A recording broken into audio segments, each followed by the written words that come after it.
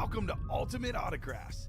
If you were looking for the internet's most exciting and interactive live break room, then you have come to the right place. We are opening live break mystery boxes featuring the biggest names from across the sports world every single day. If you're new to breaking with us, we can help break it down and make it as easy to understand as possible. First, head over to the live break page and look for a series that suits your interests. Most of our series will have 8 spots, which represent the 8 NFL divisions, but other sports breaks or mixers may vary. If you purchase one spot, that means you have a 1 in 8 chance to win that item at an extremely discounted rate. Next, click Add to Cart to purchase your live break spot. Once you've completed your checkout, tune into the next available live breaks broadcast on Facebook, Twitch, or YouTube at noon, 3, or 6 p.m. Central Time any day of the week. As you watch, you will see your name appear on the screen when your specific break begins. Your name will go into the randomizer and will be randomized a specific amount of times based on that evening's dice roll number. Once randomization is over, the list of names of people that bought into that live break will be matched up with a specific division. If the item that is pulled from the mystery box matches your division, congratulations, you just won an incredible piece of signed memorabilia. Want to guarantee yourself an item as opposed to testing your luck? Some of the series that you see on the live break page can be purchased under the mystery box tab of our website. Those boxes could either be shipped directly to your door or open live on the air before being sent to you. While you are there, make sure to sign up for our Signature Points Club. This exclusive club earns you points toward specific discounts, signed items, or exclusive events each and every time you buy at ultimateautographs.com. The moment you have been waiting for has come. Let's break some signed memorabilia. Good afternoon, everybody. Welcome in to the Ultimate Autographs live break room. You are not being deceived here. We did switch sides, in fact, during the break. Yes, Chinmay on this side, Rob on the other, doing a little switcheroo here for the noon show on this Saturday.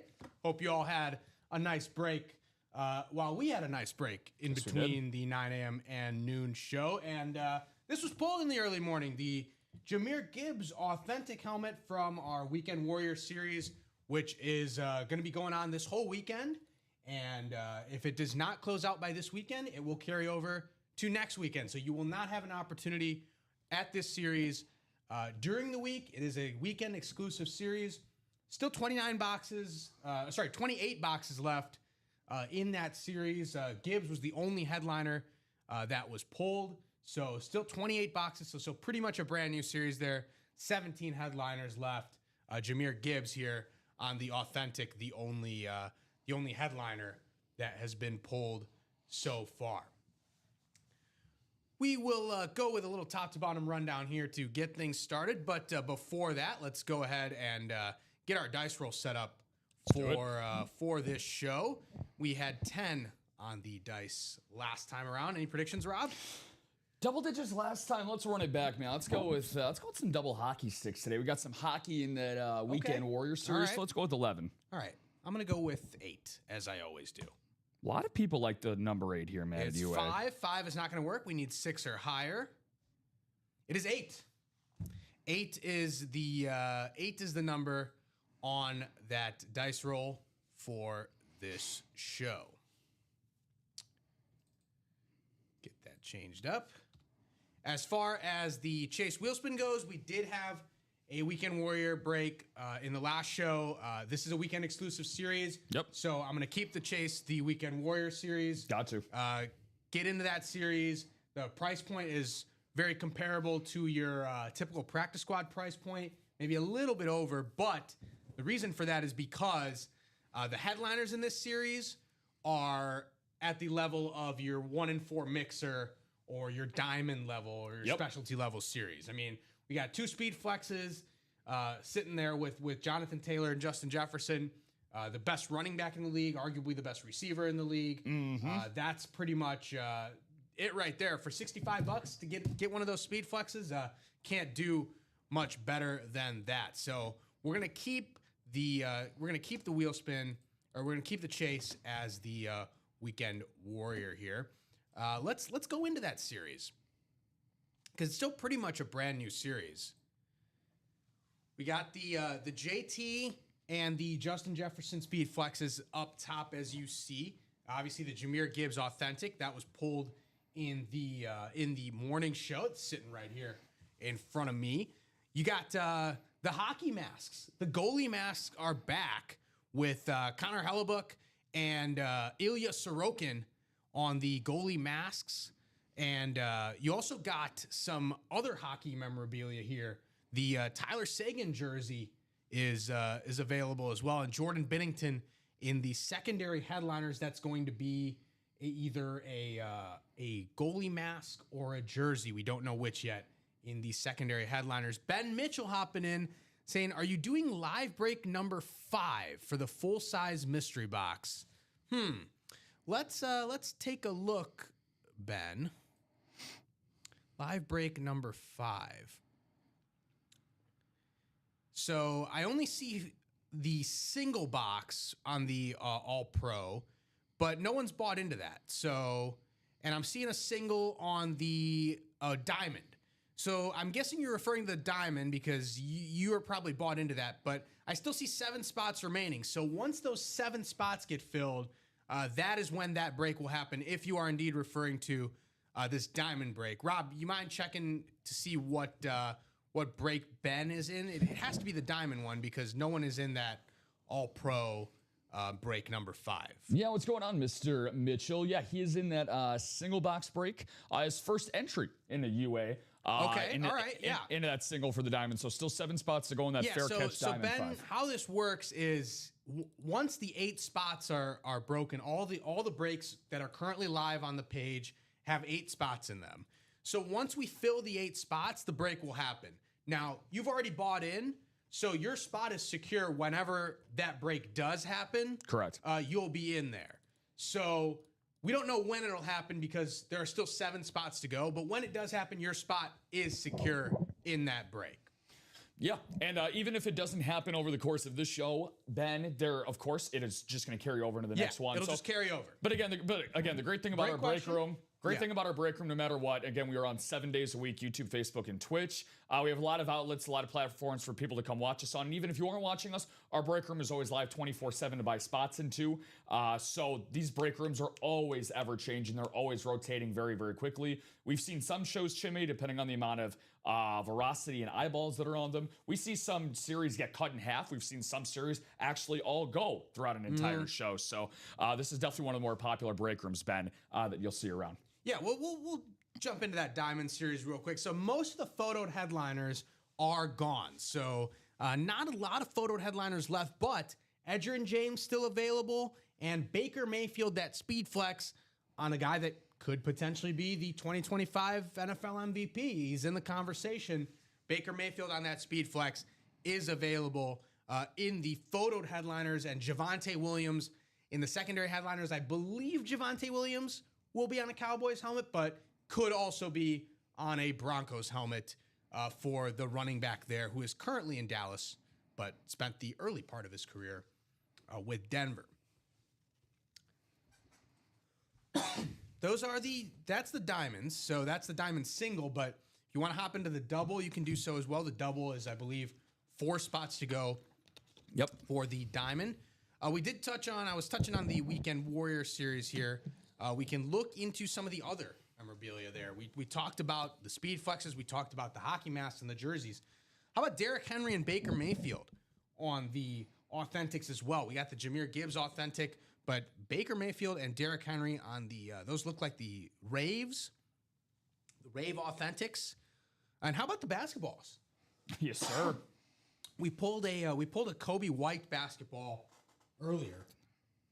But all the headliners are still available here. You got Victor Wembanyama, the freak for the Spurs, the motorcade all-star point guard for the Detroit Pistons, Cade Cunningham, and Trae Young, the all-star for the Atlanta Hawks. On the NBA jerseys, we've got Nikola Jokic and Steph Curry. And then we've also got some hockey jerseys with Kucherov and DeBrincat. DeBrincat, I know a lot of sore spots here in Chicago with DeBrincat. He's coming on hot at the end of his Blackhawks tenure, and then promptly left to go to the Red Wings. So yes, rival of all rivals. Bit of a sore spot there for the Chicago fans. Yeah, Chicago's fans and having sore spots when it comes to losing to rivalry teams. Again, I hate to say this because I'm wearing their hoodie today, but you know that all too well being a Packers fan. When it comes to rivals, unfortunately, in recent years, it seems like the other side of the rivalry has gotten the better of Chicago sports fans. Yeah, definitely. I would agree with that. So looking at 8s and 7s here in this Weekend Warrior series, but again, this series will not be available during the week. It is a weekend exclusive series.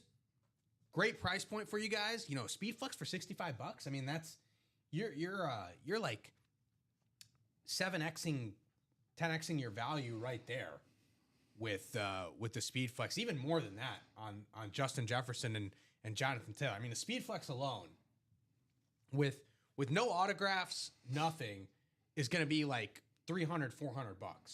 You put an autograph on there from a superstar player, that's gonna get you north of $1,000.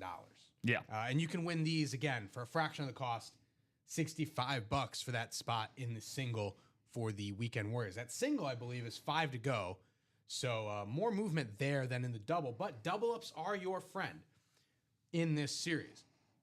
Now, this series is not being done by divisions because it's a mixer. So we have different teams linking up with each other in different divisions. So it's possible for you to win a basketball jersey along with a football helmet from the same spot. Shelly chiming in. Saturdays are for family and football. I couldn't agree more. Maybe more so the football than the family. Yeah, I would say so. And obviously, college football is your cup of tea, my friend. That is your home run sport that you love to go to. So it's getting underway. We're about an hour into sort of the early slate. So any score updates there? Definitely. The fans will definitely be interested in. Yeah, I'll take your role here of doing the college football score updates. So just going through some of the ranked games that we have going on, I would probably say, again, I might be speaking out of tune here, but the Hoosiers, probably the biggest surprise of the college football season so far. Number 2 ranked coming into this game today, look to keep their season perfect, especially in the Big Ten. They're tied at 7. Getting close to halftime, but they are driving on Penn State's 12, so they're looking to go up by a score before the second half. We got the Bulldogs, the number 5 Georgia Bulldogs, up 17-7 against Mississippi State. Battle of the Bulldogs there. Yeah, Battle of the Dogs. Yeah, so Mississippi State, shout out to the Mississippi State Bulldogs. Got a good amount of friends in the years past that have played baseball at Mississippi State. Very nice Division I baseball program there. BYU and Texas Tech, a battle of 2 top 10 ranked teams. And so far, the Raiders are giving it to BYU, 13-0 so far. BYU. Huge game in the Big 12. Yeah, huge game. Trying to figure some things out for BYU's offense. Zach Wilson maybe needs to head back there for the rest of the game to try to generate some offense. Nakua as well, yeah. And Ohio State, number 1 ranked Ohio State today, taking on Purdue. That one just getting underway. It seems like Ohio State went 3 and out on their first drive. Boilermakers at midfield trying to put together a drive against Ohio State. So those are the ranked games going on. Then Ole Miss at home against Citadel. They're up 7-0. It looks like they scored on their first drive of the game. So yeah, Shelly saying Bama LSU tonight. Hope my Tigers play inspired. I am a Tiger adjacent in the SEC. Being a Mizzou guy, and I like LSU in that game actually tonight. I do think it's a do or die game for LSU. They pretty much have nothing else to play for this season. This is their Super Bowl, so I expect a big time effort from LSU tonight in Bryant Denny Stadium. I believe that game is in Tuscaloosa. Derek asking who got the Lions hit. I believe that was Daniel Sandal, the Sandman. He's on a bit of a roll here. The past few days in this break room. Keep going with our top to bottom rundown here. Still plenty of action happening across these series. We'll go to the All-Pro Mixer Series. This is a special Mixer Series that we have. Football Mixer in the All-Pro. Terrell Davis, Ray Lewis, and Micah Parsons. Ray Lewis and Micah Parsons on the Speed Flexes. Those headliners are still available. And then secondary headliners, Lawrence Taylor and Patrick Peterson, still available in this All-Pro Mixer Series. To the half and half we go. The half and half, Jordan Love on the all-green Packers helmet. Not something you see all that often. That will be the rave for the Packers. The all-green Jordan Love with the heart. Jordan Love, big game for the Packers in Week 10. They play the Eagles, the defending Super Bowl champions, on Monday Night Football.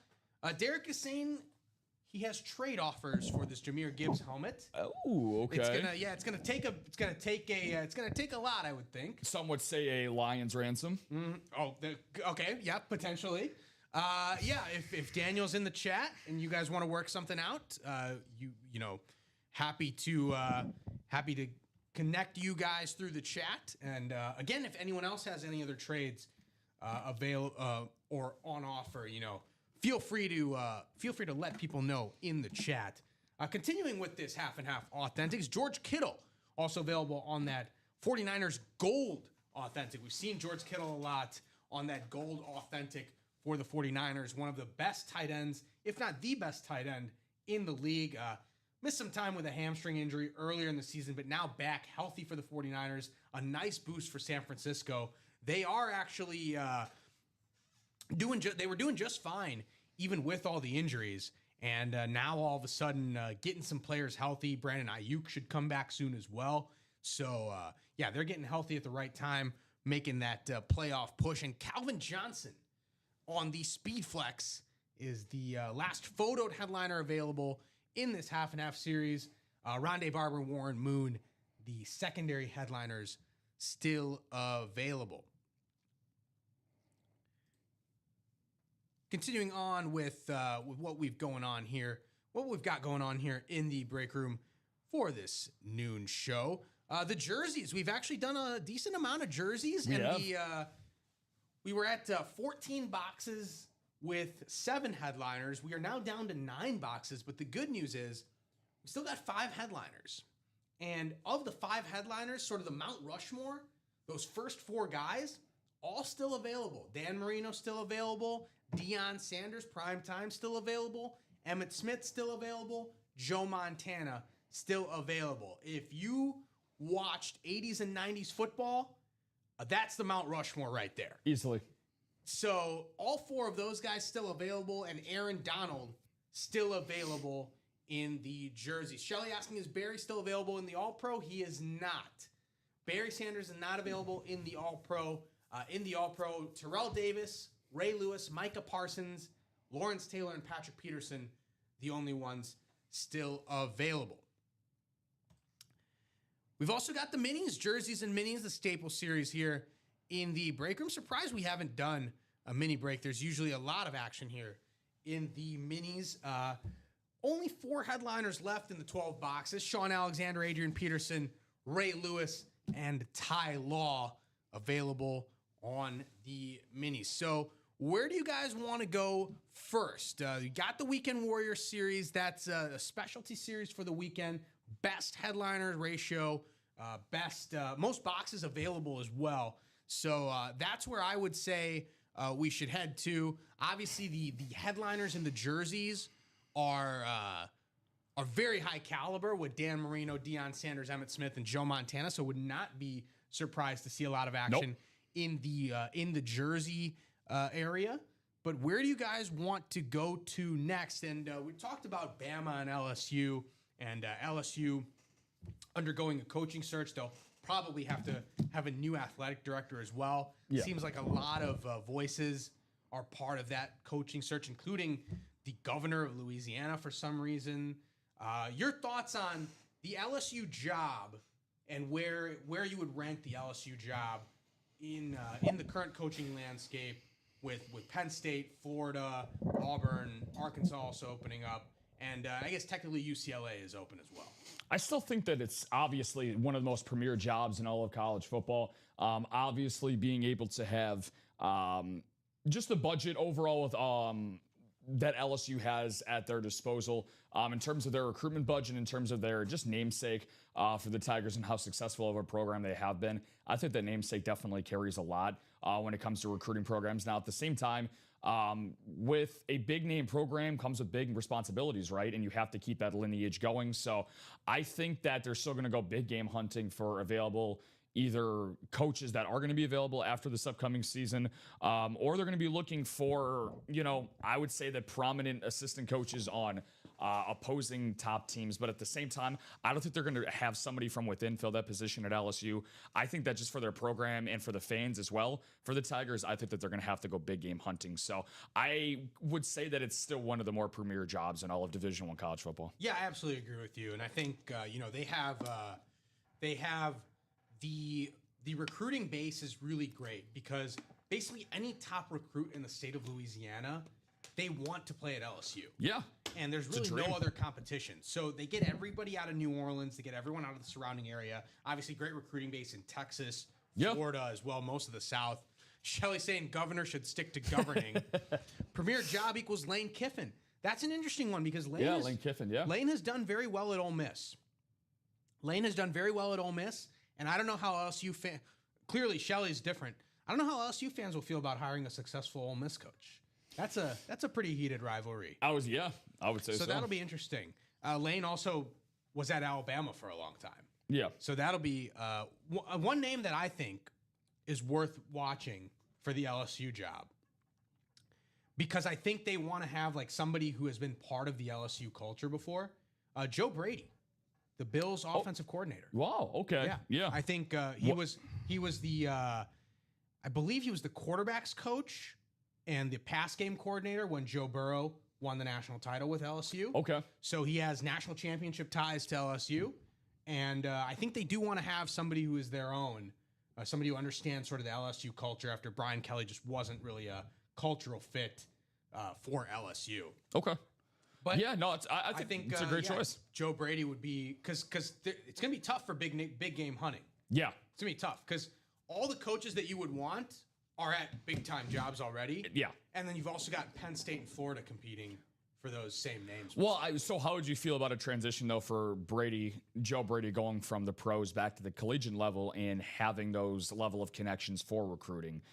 For him, do you think that would benefit him switching back from the pros to a college style game? Not necessarily the coaching on the field per se, but again, the recruitment process, because again, I am not fully inundated with somebody like, for example, a Bill Belichick who came out of a pseudo type of retirement to take things over at UNC. Now, of course, when you're translating to a place like UNC that's not known for their football pedigree, despite some guys coming out in recent years out of UNC, it takes a while for those things to accumulate, right? But if you have such a rabid fan base and such a great fan base at LSU, especially what they've seen from teams in recent decades with the LSU Tigers, they're expecting immediate greatness and immediate results.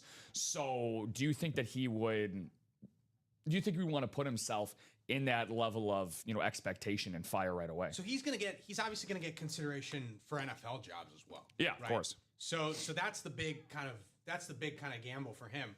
I think the LSU job is good enough to where he would jump.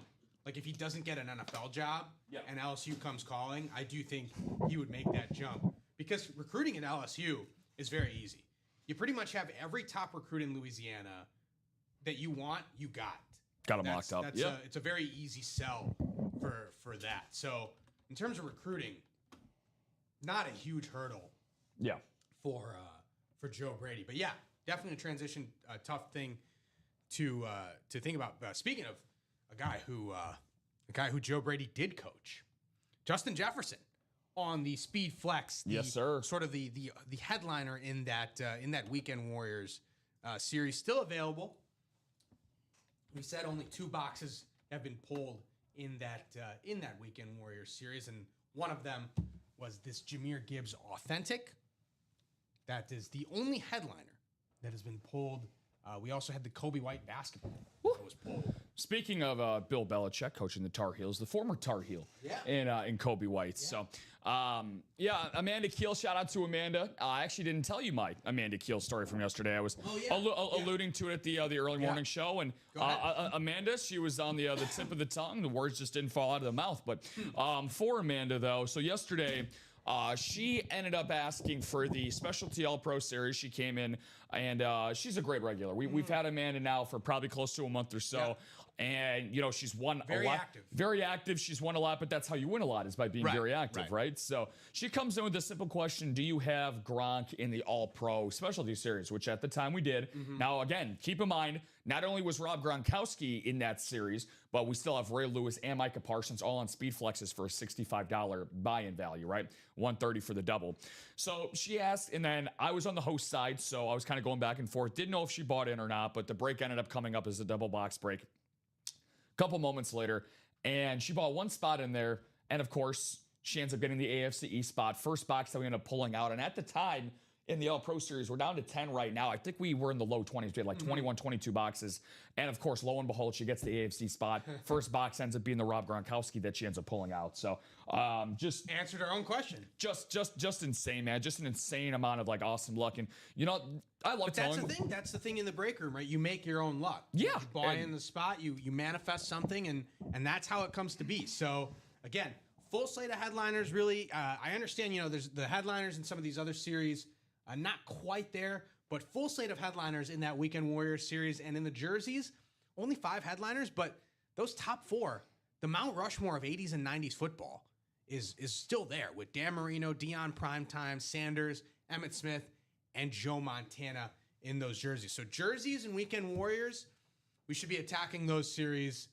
for the headliners with the ratios there. Again, 17 headliners in 28 boxes in that Weekend Warriors series, which is also part of the Chase Wheel Spin. So any break that closes in the Weekend Warriors series, you will automatically be entered in a top spot draw for some gift card money at the end of the show.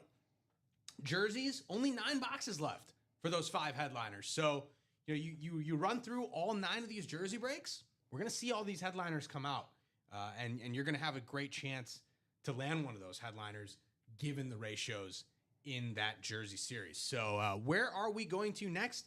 You guys determine where we go to in this break room. You guys drive the show. So 100%. Are we going to Weekend Warriors? Are we going to jerseys? Is there something else that's going on here? Let us know what you're interested in, and we will be happy to give you that information.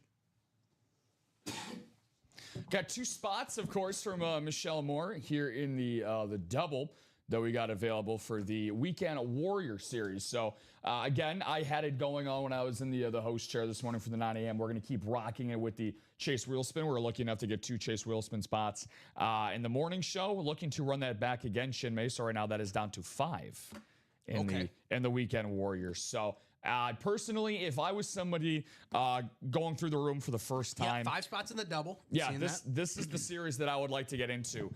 The level of variety that we have available in this series is second to none. Yeah, you're a basketball fan. You got the basketballs and the jerseys. You're a hockey fan. We got the hockey goalie masks and the hockey jerseys as well. You're a football fan. We've got the speed flexes. We've got the authentics. Oh, by the way, that Derrick Henry is a speed flex. I didn't realize. I thought it was an authentic, but it is, in fact, actually a speed flex. So Derrick Henry, also a speed flex in that Weekend Warrior series. The Mayfield is an authentic on the rave, but Derrick Henry is, in fact, a speed flex.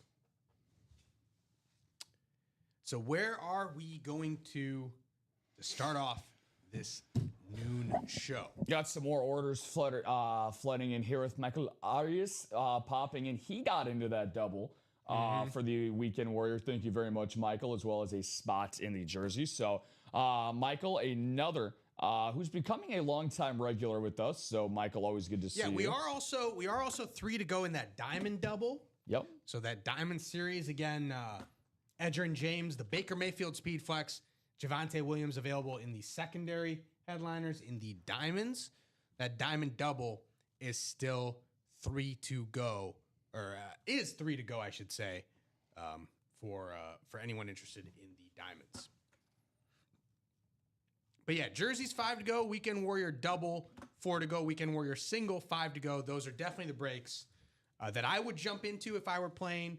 Definitely the breaks that have the most bang for your buck in terms of headliner potential. Those are the breaks that I would be in right now.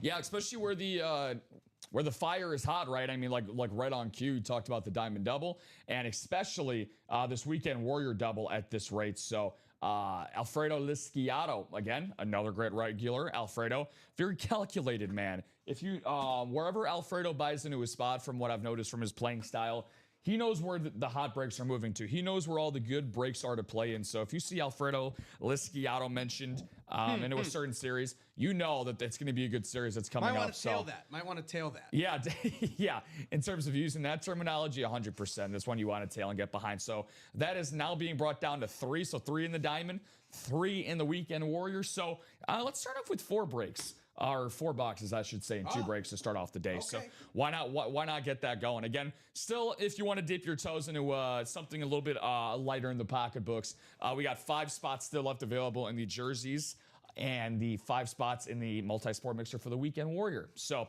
again, the weekend Warrior for me, Chinmay. I see 3 spots in the. I see 3 spots left in the weekend Warrior. Yep, for the double, and then 5 for the single. 5 for the single, yeah. So you went through it in the breakdown. We saw the Jahmyr Gibbs, obviously, that is currently slated next to you right there in the product cam.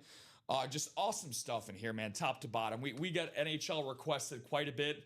Now that we got NHL going, see some of those lids, man. I mean, $65 on a single, $130 for a double for an autographed mask for Connor Hellebuck and Ilya Sorokin, 2 of the top goaltenders in the NHL. They have been for quite a while. Both guys that have won Vezina awards. And then you got, at least for, probably my favorite current sport that's going on right now in the NBA.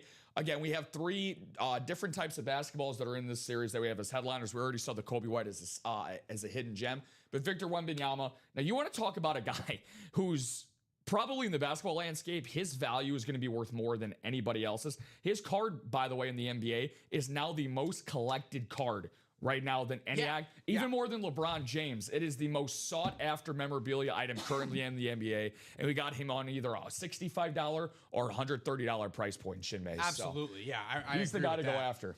Drop that link in the chat for you guys. The weekend Warrior double, 3 spots left in that double box break. But yeah, we got Wembanyama, Jokic, Cade Cunningham, Steph Curry. The value of these autographs is only going to go up. Yeah. It can't get lower. It's only going to go higher. And Wembanyama just has the potential to really skyrocket and be potentially the most valuable autograph in the NBA outside of Michael Jordan. Easily. Outside of Michael Jordan. So plenty of great options here in this Weekend Warrior series, not to mention that you get into that wheel spin as well. Chase wheel spin a chance at some UA gift card money. Only 1 spot left. Yep. 1 spot to go in that Weekend Warrior double. So we should definitely be able to knock that out and get that break going here. Yeah, and it looks like is this Michelle closing this out? Yeah, who else could it be? There you go, Shelly. She closed that out, and then Den McKeon got the spot before. So we're gonna have our first break here of the afternoon slate. Out. So let's get it going. Get that ready for you, my man.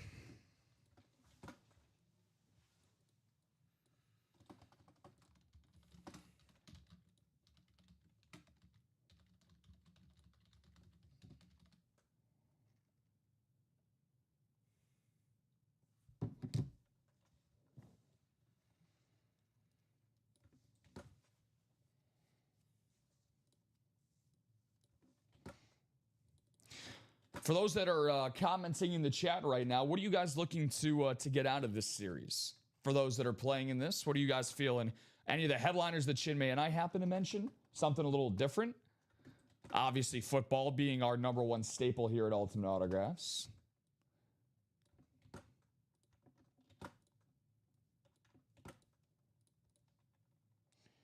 Weekend Warrior double. I'm excited, man. I'm excited. There you go. Names are in there for you. Looking for those 2 box numbers, guys. 2 box numbers. So we will get this randomization going, but yeah, 2 box numbers. Go ahead and drop those box numbers in, and I will get this randomizer going. And this is going to be 8 times around on the randomizer. Double number 2. But we will wait for some box numbers before we get to the randomization. Dan is saying 12 and 27. Just going to double check here on the ticker. We do have 12 and we do have 27. So, Sounds good. Both of those are legitimate calls. We will have those coming up. I'm sure Den's excited to wake up bright-eyed and bushy-tailed tomorrow morning. He's going to take his fandom over to Germany. His Colts will be playing the Falcons tomorrow. 8 times around on the randomizer. Good luck, everybody.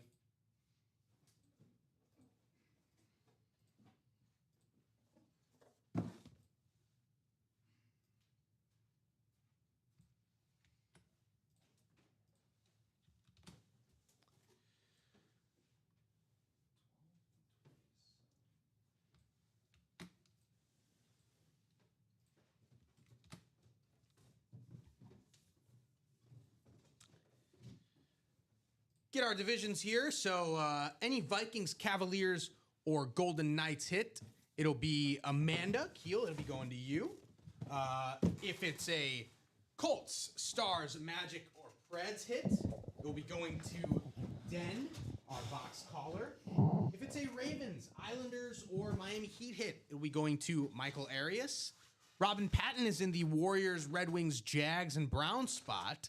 Alfredo has got the Nuggets, Lions, Blues, and Kraken. And Michelle Moore has got 3 spots. So Spurs, Jets, Texans, Bulls, Lightning, Hawks, Chargers, Lakers, Bucks, Pistons, Penguins, and Jets. Any of those items that come out will be heading to Michelle Moore. All right, we'll start with box number 12. Box number 12, the first box. Good luck, good luck. Called. Here we go.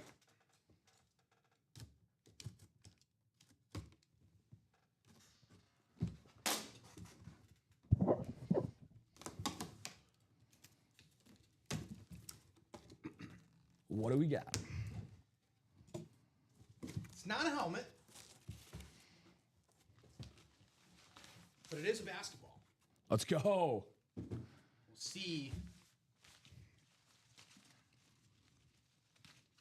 who is on the basketball. We had Kobe White last time around. Do we have another point guard to follow him? Is the real question. You'll definitely be able to recognize one of them by the basketball if it's a certain point guard. It's a point guard, and it is Let's go. a headliner point guard. Woo! T.Y.? It's Trae Young. Let's go. My guy. Trae Young on the basketball with the Fanatics cert. Oh, that's nice. Rob is getting the... Sending this auto? I'm sending this to Trey right now. Oh, yeah. okay, all right. Yeah, me and Trey are tight. I'm gonna be like, hey man, thanks for popping open today. Got the Fanatics cert and the Trae Young auto there. So that is going to Michelle Moore. Congratulations, Shelly, on the Trae Young Trae Young auto here on the basketball. And you That's might awesome. not be done yet. That's awesome, Might man. just be I love it. Started. I did put away that display, but we will bring it back out here. There you go. Bring it back out.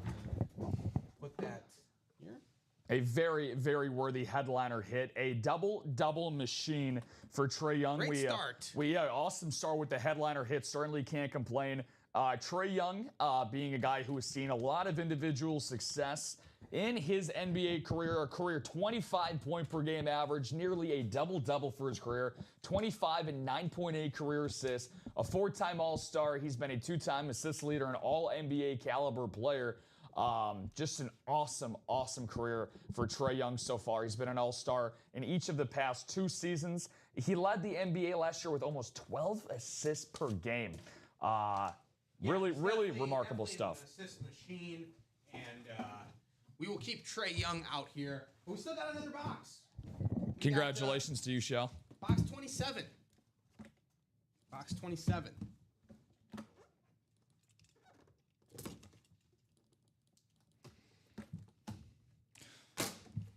Do we have another double up in the series? Daniel got it started in the series Very in the possible. morning. Let's see what we got here. Wouldn't technically be I guess double up will be interesting to say because it might be in multiple spots, but we'll see. This is not a basketball. Switching it up. Nor is it a full-size helmet. Doesn't mean it's not a headliner, though. It's Travis Etienne. Nice. On the mini. Very cool. Travis Etienne on the classic Jags black helmet with the it's not, that doesn't look like the old school Jags logo, but there's Etienne on the top there. And I believe this is a So for ETN, the Jaguar spot, that's going to be going JSA to cert. Yep, JSA cert. So Robin Patton, yep. Congratulations, Travis Etienne mini heading your way. Way to go, Robin. Robin is flying high after that Travis Etienne hit.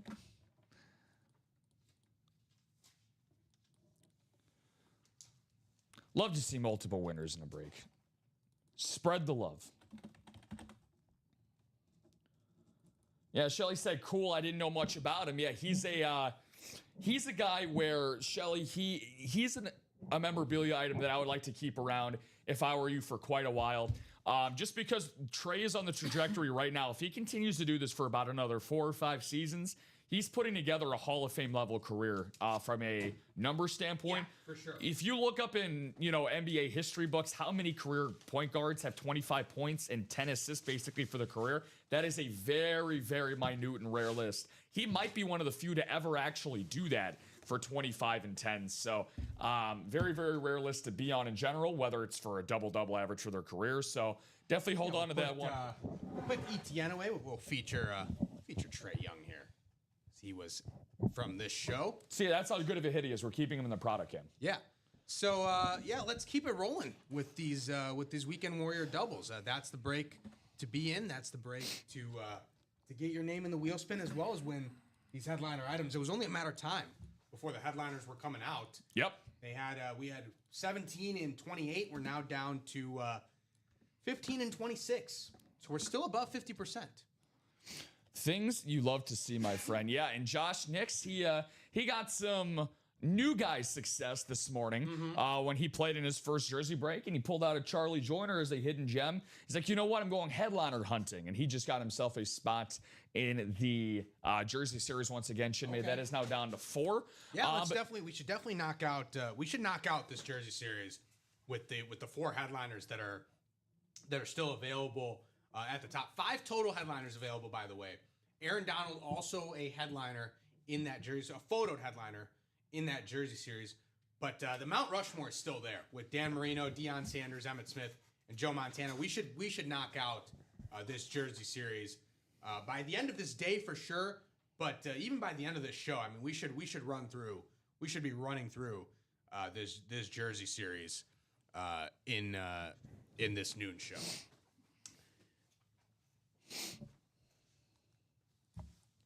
Trey Young at Oklahoma was their most high profile recruit in recent memory since Buddy Hield. Well, Buddy was an unheralded recruit. He ended up being a great player. Yeah.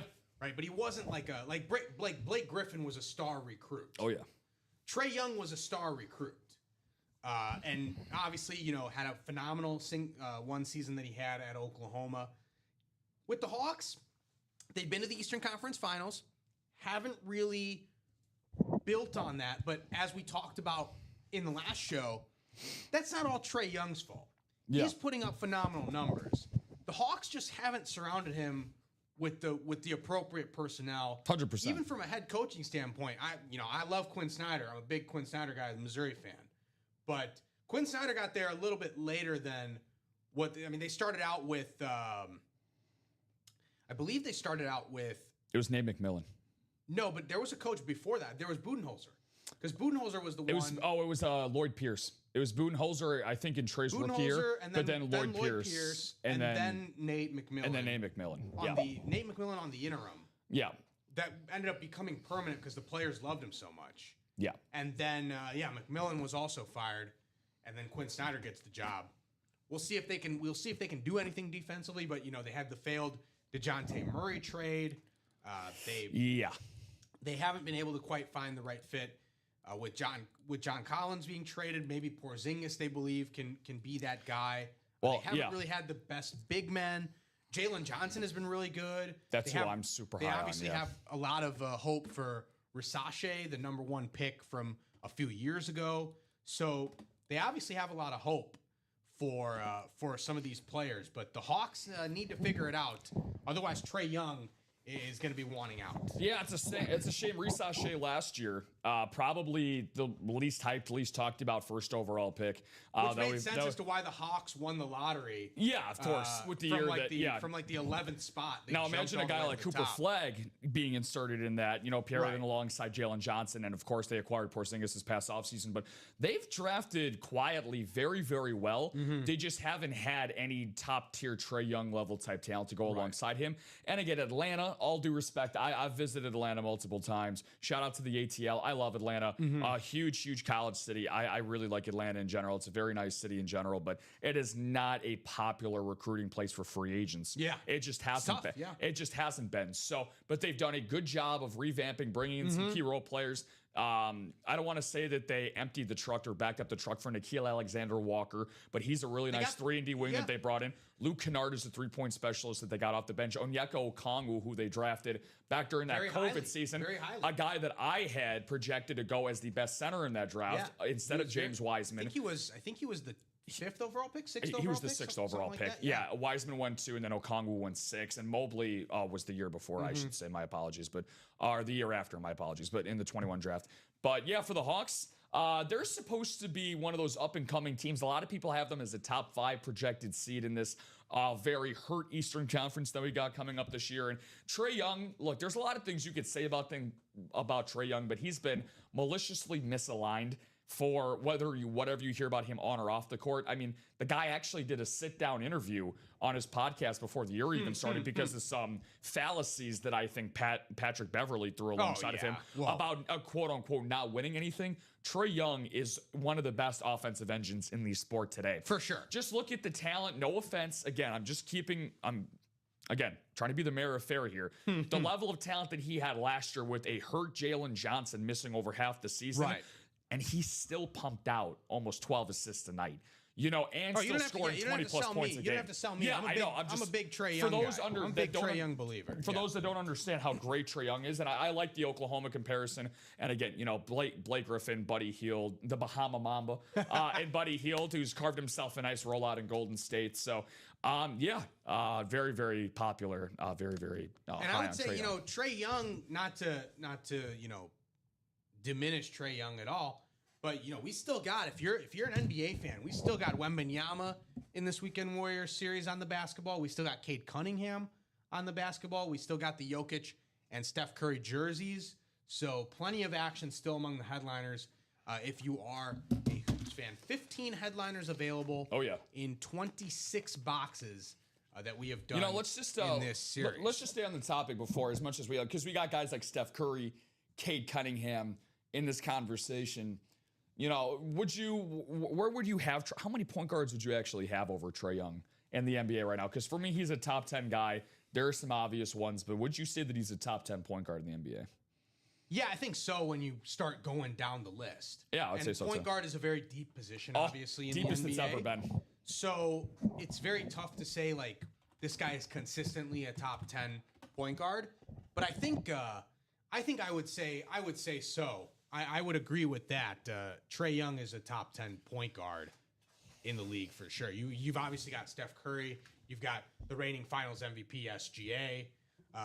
Halliburton is hurt this year, so that could potentially impact the rankings as well. Include Halliburton. But I'll put Halliburton in there. He's not going anywhere. Do we consider Luka Dončić to be a point guard? Yes. I would put Dončić in the conversation as well. Jalen Brunson. Yeah, I would have Brunson in there as well. For his postseason success. Now, the guy this year, Tyrese Maxey has been unbelievable. Tyrese Maxey, I would definitely have in there as well. So that's borderline six. That's 6 right there. And then, you had Luka there, you had SGA. Jamal Murray is on the fringe of that conversation. I think Jamal Murray, NBA champion. When healthy, I would definitely put Jamal Murray in the conversation. Now here's a guy where, again, he came into the league as a shooting guard, but he's had to play point guard the last 2 seasons, and he's the point guard again this year, Devin Booker. for Phoenix. He is the primary ball handler. I would take Booker over Young, in my opinion, but he's right up there.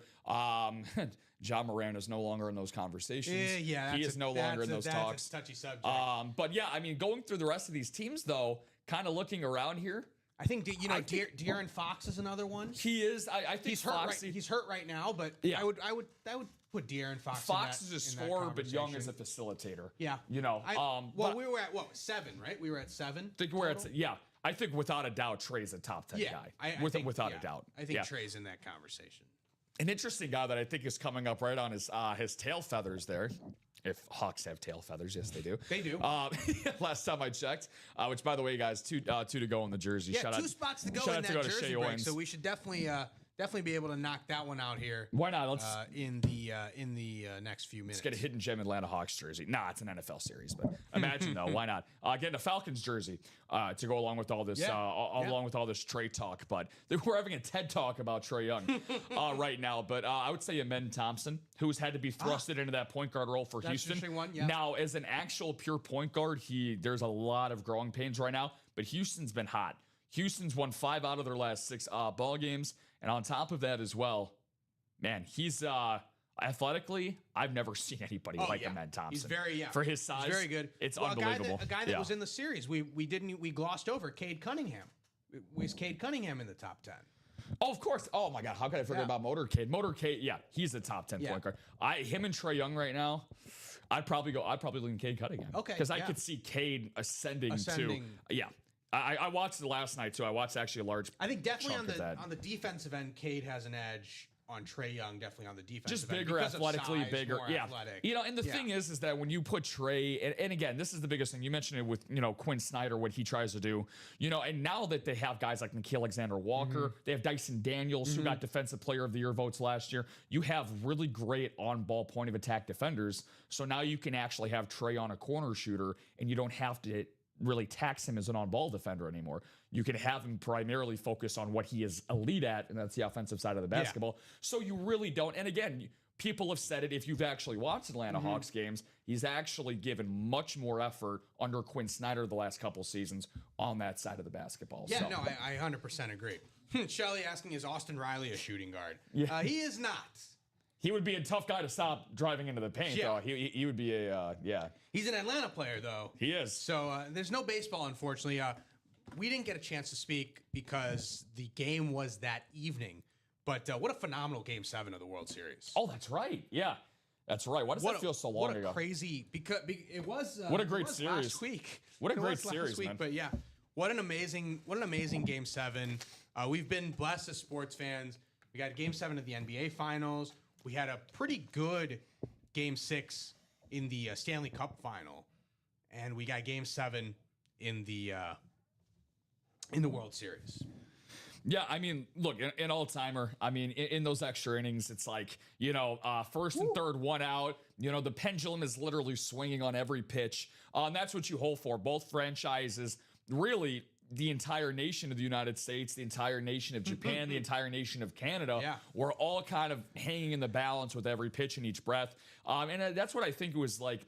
This World Series, more than ever before, at least in my lifetime, our lifetime together, it felt more international because you had such a huge emphasis on Roki Sasaki, who was the most recent hyped up Japanese import going to the Dodgers, Yoshinobu Yamamoto, who was the World Series MVP, who, by the way, 65-1 odds to win World Series MVP. Prior to that, a complete game. Blue Jays couldn't touch him. He was at a complete game in Game 2 of that series. Yeah, he was unbelievable. So he's the only pitcher to win 3 World Series games on the road. Yeah. Only pitcher in World Series history. And this is an era where guys get yanked early for bullpen if they start to show signs of this. He was going to pitch in Game 3. Yeah, he was willing to pitch in Game 3 in the 18 inning stuff. If they didn't walk off, he was going to pitch in Game 3 as well. Build the Yoshi statue, and then of course, obviously Shohei Ohtani, himself, what he did. What was that with the was that Game 4 after when he had the six shutout innings, 10 strikeouts, 3 home run performance that he had. That alone in itself is a legendary performance. And obviously on the Blue Jay side, you had Vladimir Guerrero Jr. have one of the greatest postseason runs of all time. You had Ernie Clement, who, by the way, filled in for a hurt Bo Bichette until he actually came back in the World Series. He still wasn't 100%. He struggled running the bases in that series. And what did he do? He broke the postseason record for most hits in a postseason. It's crazy. And you talk about, like, obviously, so Ohtani the big draw, but it's actually Yamamoto, who is the Japanese player who ends up delivering the World Series. And even some of these fringe guys, right? Like the Dodgers, Kike Hernandez, double play to end Game 6. Mookie Betts, who was struggling with the bat, double play to end Game 7. So everyone was contributing from both sides, too. It's really back and forth. One of the best baseball games in recent memory. I'll make one last quick point on that. So Game 7, I'm watching it again. That was last Saturday night. So last Saturday night. So my girlfriend and I are watching it. We are one to go in the jerseys. We are one. Tom Cos brought it down to one to go. Definitely get that closer magic in and knock out that jersey. So my girlfriend and I we're watching Game 7, and she's, since she's been with me, obviously, there's a lot of things that have to come with dating me. One, the one non-negotiable is the never-ending sports. I'm covered in it in what my wardrobe. Obviously, my occupation is surrounded by it, of course, for 5 days a week. So she's really been more receptive to basketball. She's a huge Luka Dončić fan, but baseball. We go to White Sox games all the time, but she's not all there with baseball, and that's fine. It's a very hard game to really, unless you're born around it and really enamored with it. Like for me, I can watch pitch by pitch of any game at any time. So she really got into Game 7. What was on the line, everything that was at stake. So I'm leading up to the 9th inning. And of course, Toronto being 2 outs away from their first World Series since '93. And of course, the number 9 hitter, Miggy Rojas, the graphic ends up popping up, hasn't hit a home run since September 19th. But of course, the 9 hitter, Shohei's on deck. So I'm like, okay, can this game possibly get any better? Rojas is probably going to make it out here, and then it's going to be game tying run at the plate. Ohtani 2 outs to go, Ohtani versus Hoffman. So of course, a Hollywood script for that. And obviously everything happens. But I'm telling her right before the Rojas at bat, I'm like, he's going to take defensive swings. He's going to be taking pitches. Like, he might lean into one just to get on first to make room for Ohtani. And of course, baseball being baseball, he ends up in a defensive, really, he was out in front of that slider. He caught the barrel out ahead of that slider, took it out to left field by a good amount. But that's what makes baseball so great. And I would say the NHL in the same breath is that more times than not, compared to the 4 major sports, those are the 2 sports individually that have the most unsung heroes in them. Where October, for baseball, and then June for NHL really creates those unsung heroes that you talk about for decades and decades. Players get more shine for those sports for sure. And I would even say that to your point about baseball not necessarily being like that easy sport to watch, I think baseball is one of those sports that going to the game is actually more enjoyable than watching the game from home, right? Like football and basketball, the viewing experience on TV is pretty good. Oh, it's great. Even hockey, the viewing experience is pretty good. Baseball, the in-person thing is probably more fun than 100%. The viewing experience on TV. And I'm similar to, like, the regular season in baseball, I don't really care that much. Once you get to the playoffs, that's when things really heat up, and I'm all in on baseball in that sense. We're about to be all in on this jersey break. Okay. Shout out to Shohei Owens. So Shohei left nothing to chance. He got 3 out of the last 4 spots. So thank you very much, Mr. Owens. And Shelly, appreciate the kind words for Chinmay and myself. So dropping knowledge. I can listen to your info all day. The names you guys remember is amazing. Look, I mean, Chinmay and I both, on Saturdays, we've exchanged, Chinmay's shared Brett Favre stories with me and Packer stories from when he was young and why he became a Packers fan. I've done the same for my fandom for the White Sox and the Bulls specifically. So, and you as well, saying that you love baseball and football. I love college baseball the most in baseball. So for college baseball, Shelly, I'm not sure you're aware that I've mentioned this because, again, you are fairly new, but my prior occupation, I was a play-by-play broadcaster and radio TV announcer for a Woodback Collegiate League. For a specific team that played up in Wisconsin. So I did that for 4 seasons. So I got very, very familiar with a lot of college baseball programs, the ins and outs of how they work, the players that come from each program. So I am now a huge college baseball fan because of that. Yeah, so message has been sent in the chat. 1 box number for jersey break number 20. Again, all we need here, one box number for jersey break number 20, and we can get that going underway. We'll randomize you guys in the randomizer once we get that box number. Oh, a lot of good photoed headliners. You talked about it. The Mount Rushmore is the still Mount here. Yeah, the Mount Rushmore. And this has definitely been the latest that I've seen in a jersey break where all 4 of the Mount Rushmore is still available. All 4 guys on the Mount Rushmore still available. Crazy, man. It's rare that we have a jersey break go under 10 boxes and the top 4 photoed headliners are all still available. So yeah, this could get interesting here real quick. I'll give it another 10 seconds on this box call. Otherwise, we will go to the picker wheel.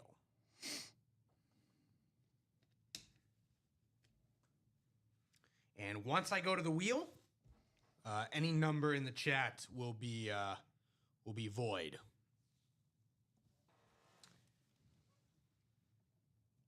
Getting better than a 1 in 2 chance of getting yourself possibly somebody from that, as Chinmay likes to say, the Mount Rushmore. Okay, Michael is saying number 1. 224. So we'll go with box number 1. Imagine having a series of 224 boxes. Be crazy. 8 times around on the randomizer. Is that number 1? That is number 1. Yep. Well, we already pulled a number 1, right? In Travis Etienne. Yeah. So was Etienne a first round pick? He was. He was a first round pick. He was a first round pick. Forgot. I didn't remember if he was a first or like a late, early second. There are your divisions. Josh Nix, you've got the NFC North. Josh, good to see you back in the room. Michael's got the NFC South. Oh, ticker says 224. It does say 224. You're right. Oh, so that's space in between. Yeah. Yeah, that's not correct. Jersey number 224. There we go. Get jersey number 1 out of the way. Michael, you've got the NFC South. Michael, our box caller here with number 1. John Narvaez in the NFC East, and as well as the AFC East, King of the East. Tom Kaz has got the NFC West, and Shohei Owens has got the AFC North, AFC South, and AFC West. Box number 1, everybody. Here we go. Good luck.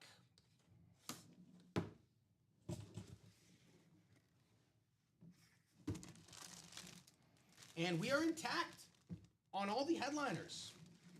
This is going to be a Raiders hit. Let's do it. It's Bob Golick. Nice. On the black Raiders. The OG jersey. silver and black, yeah. Bob Golick. So that is going to go in the AFC West. Shohei Owens, congratulations. Bob Golick on the Raiders jersey headed your way. Got to pay to play, and he's got that those 3 spots. Again, who knows? I mean, he did close it out. He got 3 out of the last 4, and he didn't want to leave anything to chance. So who knows? Maybe the last spot that he got ended up securing that win. But now we're now down to 8 boxes. Still got 5 photoed headliners. Still got that quartet. So I would jump right back into that jersey spot and go after one of these headliners. Write that up here for Shohei.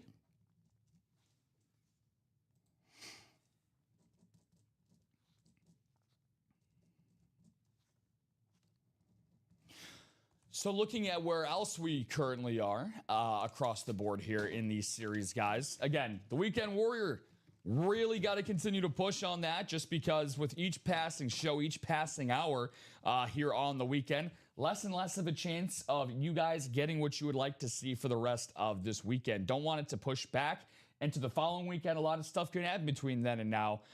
There's no better time than the present, guys. 5 spots to go in the single on that, 3 spots to go on that diamond double. So that's going to close during this show, you would imagine. So those are the 2 closest ones we have right now. Chinmay, we do have a quad spot that was broken into, or bought into, I should say, last show for that specialty half and half. So would like to see that ran back up. There's a look again at the Weekend Warrior, all the headliners. So we pulled the Trae Young basketball and we've pulled the Jahmyr Gibbs authentic, but everything else is still available in this series, including 3 speed flexes: Justin Jefferson on the speed flex, Jonathan Taylor on the speed flex, and Derrick Henry on the speed flex. Tyler in the chat, Tyler Boyster, saying, how do I enter to win the Jefferson helmet? So we can't guarantee, Tyler, that you'll win the Jefferson helmet. What we can guarantee is that you will have a chance at winning an item in this break. So what you would do is you would go to the Ultimate Autographs website, and you would go to this particular series. So I'm going to throw the link actually in the chat here. Now this will be a double box break. So the Weekend Warrior double box. So what that means is that there will be 2 boxes that will be opened in this particular series. Now there is a single available as well for half the price of the double. So if you're interested in the single, and that single is actually closer to breaking, right? There's only 5 spots left in that single. Yep. So that single is further down on the page, on the Ultimate Autographs page. If you want to get into that single, that would give you a spot as well. Now, you can buy as many spots as you want. So of the 8 spots, you can buy all 8 if you wanted to, and that would essentially guarantee you an item. It wouldn't guarantee you the Jefferson item. Correct. But it would guarantee you an item. And I guess the only way to get the Jefferson helmet would just be to buy out every spot in every break until the series closes out. That would be the only way to guarantee yourself the Justin Jefferson helmet. But there's plenty of other stuff in there that you would win along the way in addition to the Jefferson helmet if you were to take that approach. Correct. I don't recommend doing that, but if you're hell-bent on getting JJ, then you do what you wish to do. But yeah, buying a spot in the break, and again, if you go to the Ultimate Autographs website, there's a great video explainer as to how this works. But basically, we randomize the 8 spots. Yep. And then we randomize the item that you guys get. We don't know what's in the boxes. Correct. So when you guys shout out a box number, we don't know what's coming out of the box as much as you do. We know as much as you do as to what's in that box. So we don't know what box the Justin Jefferson helmet is in. The only thing that we know that you guys don't is going into a particular break, if you're inquiring about it, is how many boxes are left. Yeah. And what headliners are left. Yeah. That's the only thing. That's the only advantage that we have over you guys outside of being And us. we'll provide that information too. Of course. Yeah. So, of course. All you have to do is ask. So really, that's the only piece of knowledge that we can give to you that would be helpful, that we would know that you don't come into the break. But as far as where the Jefferson item is, or where the Jonathan Taylor is, or where any of these items are, we don't know. We just got to go through the series to figure out where they're at. But once you buy into a spot, you are guaranteed a spot in the break. It does not guarantee you a win. Nope. The only way to guarantee yourself a win, there are only 2 ways to guarantee yourself a win in this break room. The first is to buy into the personals. We have jersey personals, mini personals, authentic personals as well. And those will be sent directly to you. No randomizer issues. No worrying about what division you're in. You just get that item.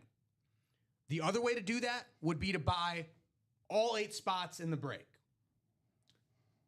We've seen it happen before. All the time. We've seen it happen before. You can buy all 8 spots. You still get to do the break, but you know that you're winning because you have all 8 spots in that break. You don't know what item you're going to win. No. In any case, even if you buy a personal, you don't know what item you're going to win. It's still completely random. We do not know what is in the boxes, so we can't tell you where the JJ will be. And But the only way to get it is to buy into the break. 100%. And that's and honestly, depending if you buy 1 spot or 7 spots or 8 if you want to have the whole break to yourself, like Chinmay just recommended for you to do potentially. That's the way that you want to go about it. Now, we also have our online store as well. So we also have our online store, our retail online store. So if you type in Justin Jefferson, for example, in the search bar up there, we do have potentially, can't guarantee it, I'm sure we do, because he's in the breaks all the time. We do have some potential Justin Jefferson memorabilia that you can buy directly from our online store. That would get shipped to you for free. It's another really great thing about whether it's our retail online store or the breaks. We have free shipping here at Ultimate Autographs, which is just a nice feature for those that play in the break room regularly. Like, for example, Michelle Moore. And look at her. She's already trying to get Tyler to get himself into the break room for the first time here. So basically what she's saying, obviously, Shelly is an LSU fan, so she obviously has a personal bias towards getting Justin Jefferson. And I saw that Michael said that he was looking for the Jettas earlier as well. Okay, so yeah. Justin Jefferson. Mark McAdams, we know, is an LSU guy. I'm sure he'll be jumping in at some point during the day. I've been lucky enough to be on a show that may have been with you over the course of a weekend, but where he got a Jamar Chase mini. Yeah. I believe that was our show. Yeah. I buy 7 or 8 of the spots. And Shane brings up a great point. Yeah, it's a part of the break, man. You don't necessarily win just by buying more spots. And you can buy 7 of the 8. Yeah. Doesn't matter. The only way to guarantee it is 8 of 8. We've seen many times where the person with one spot wins the break. That's why I always prefer and recommend. It only takes one spot, but you have to buy that one spot. I can guarantee you that you won't win if you're not in the break. Now, it just depends on how you want to go about it too, right? So for myself, if I was playing for the first time and I didn't want to dip my toes too deep into the water, like I wouldn't hop into the quad necessarily, or it all depends on what your budget is and how much you're willing to spend. But for me, I would always recommend getting into a double break, just because, like, for example, in this weekend Warriors series, it's not one of our traditional double up breaks in a division that we have in the AFC or the NFC that we normally do. You have an abundance of teams. Sometimes you can actually, and for example, in this weekend Warrior, we have multiple divisions that have 4 teams in them. So even if you don't end up getting the Minnesota Vikings Justin Jefferson, you could land in one of the 2 or 3 other teams that are in that break, and you still end up winning the item from that team.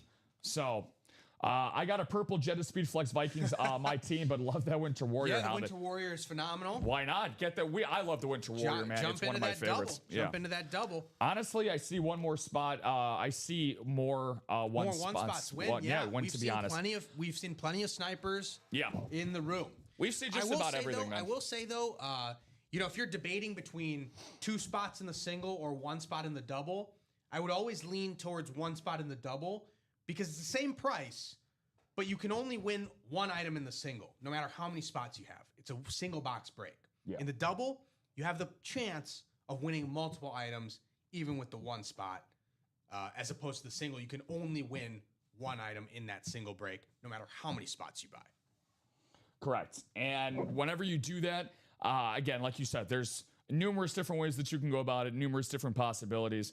We are 6 to go in that double for the Weekend Warriors, so we should definitely see some more movement on that. And we are 4 to go in that Weekend Warriors single. Yeah, we've got Brian Smith jumped in. Timothy Boulay got a jersey spot. Michelle Moore, as she said, she said, I like donating. Well, you're going to also be donating to your PC as well, because Michelle Moore, again, one of my favorite hits, her first time playing in the break room last week. She got a Justin Jefferson LSU lid. It was actually her first series that she bought into. She bought into a double up. And much like, crazy enough, Amanda Keel yesterday, except it wasn't Amanda's first win here, but she was coming in. She was looking for the J Jettas. She was talking to Mark McAdams, obviously resident, LSU fanatic that we have here. Yeah. Mark and her were conversating in the chat. He helped, I wouldn't necessarily say guide her, but kind of just let her know, like, hey, this is where you should play. This is where you should go. And she got the Justin Jefferson. And she also, Michelle, feel free to remind me, what was the second item that you ended up winning from that double break? Dennis, hey fellas, good afternoon. Thank you, Dennis. Shout out.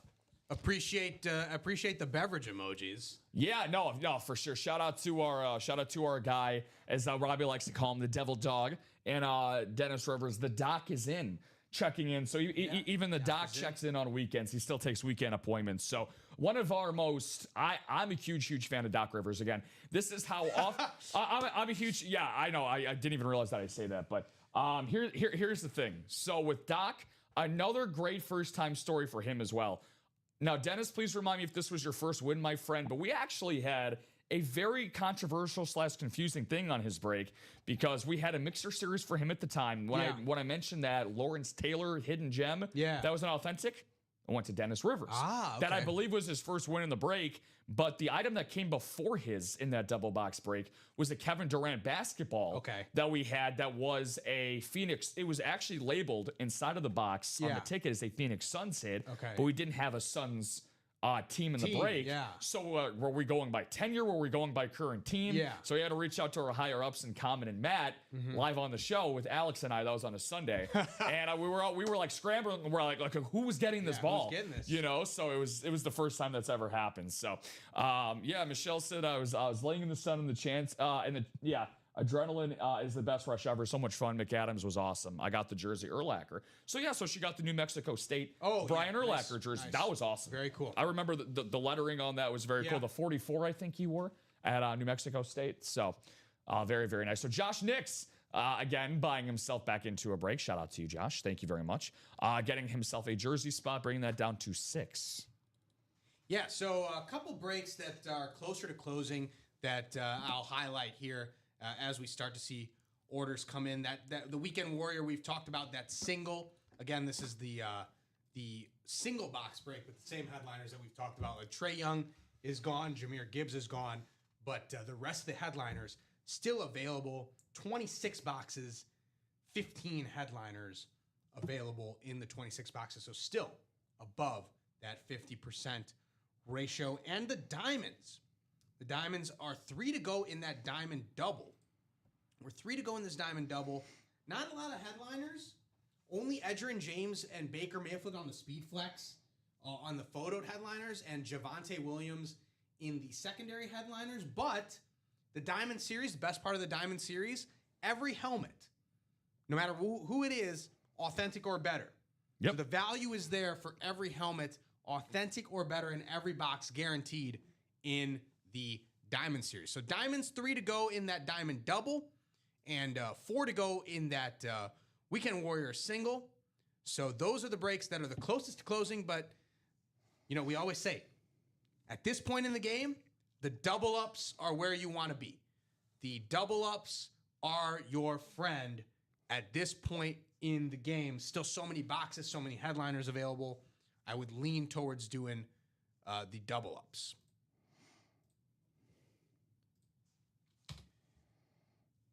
How many boxes are left in the All-Pro break? How many headliners are left in the All-Pro break? Okay.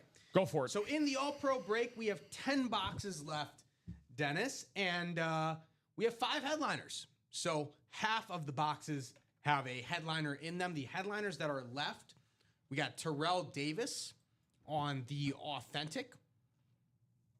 We have, let me pull it up here, actually. Pull up the helmets for you in the All-Pro. So quick heads up there for you, Chinmay, as you're going through that. Tom Kaz wants to see a winner today, man. He's getting into a few different series. He brought that Weekend Warrior single down to 3. Cool. And then that jersey down to 5. Cool. Terrell Davis is the Authentic. That looks like a Salute to Service Authentic.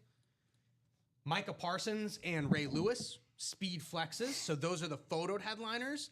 And then secondary headliners in the All-Pro, Lawrence Taylor and Patrick Peterson. But the Speed Flexes, Ray Lewis and Micah Parsons still available. The Authentic Terrell Davis on the Salute to Service still available. Looks like there's a Hall of Fame inscription on the Terrell Davis lid. And again, 10 boxes, 5 headliners, 50% chance at a headliner in the All-Pro series. I will drop the link to that double in the All-Pro for you.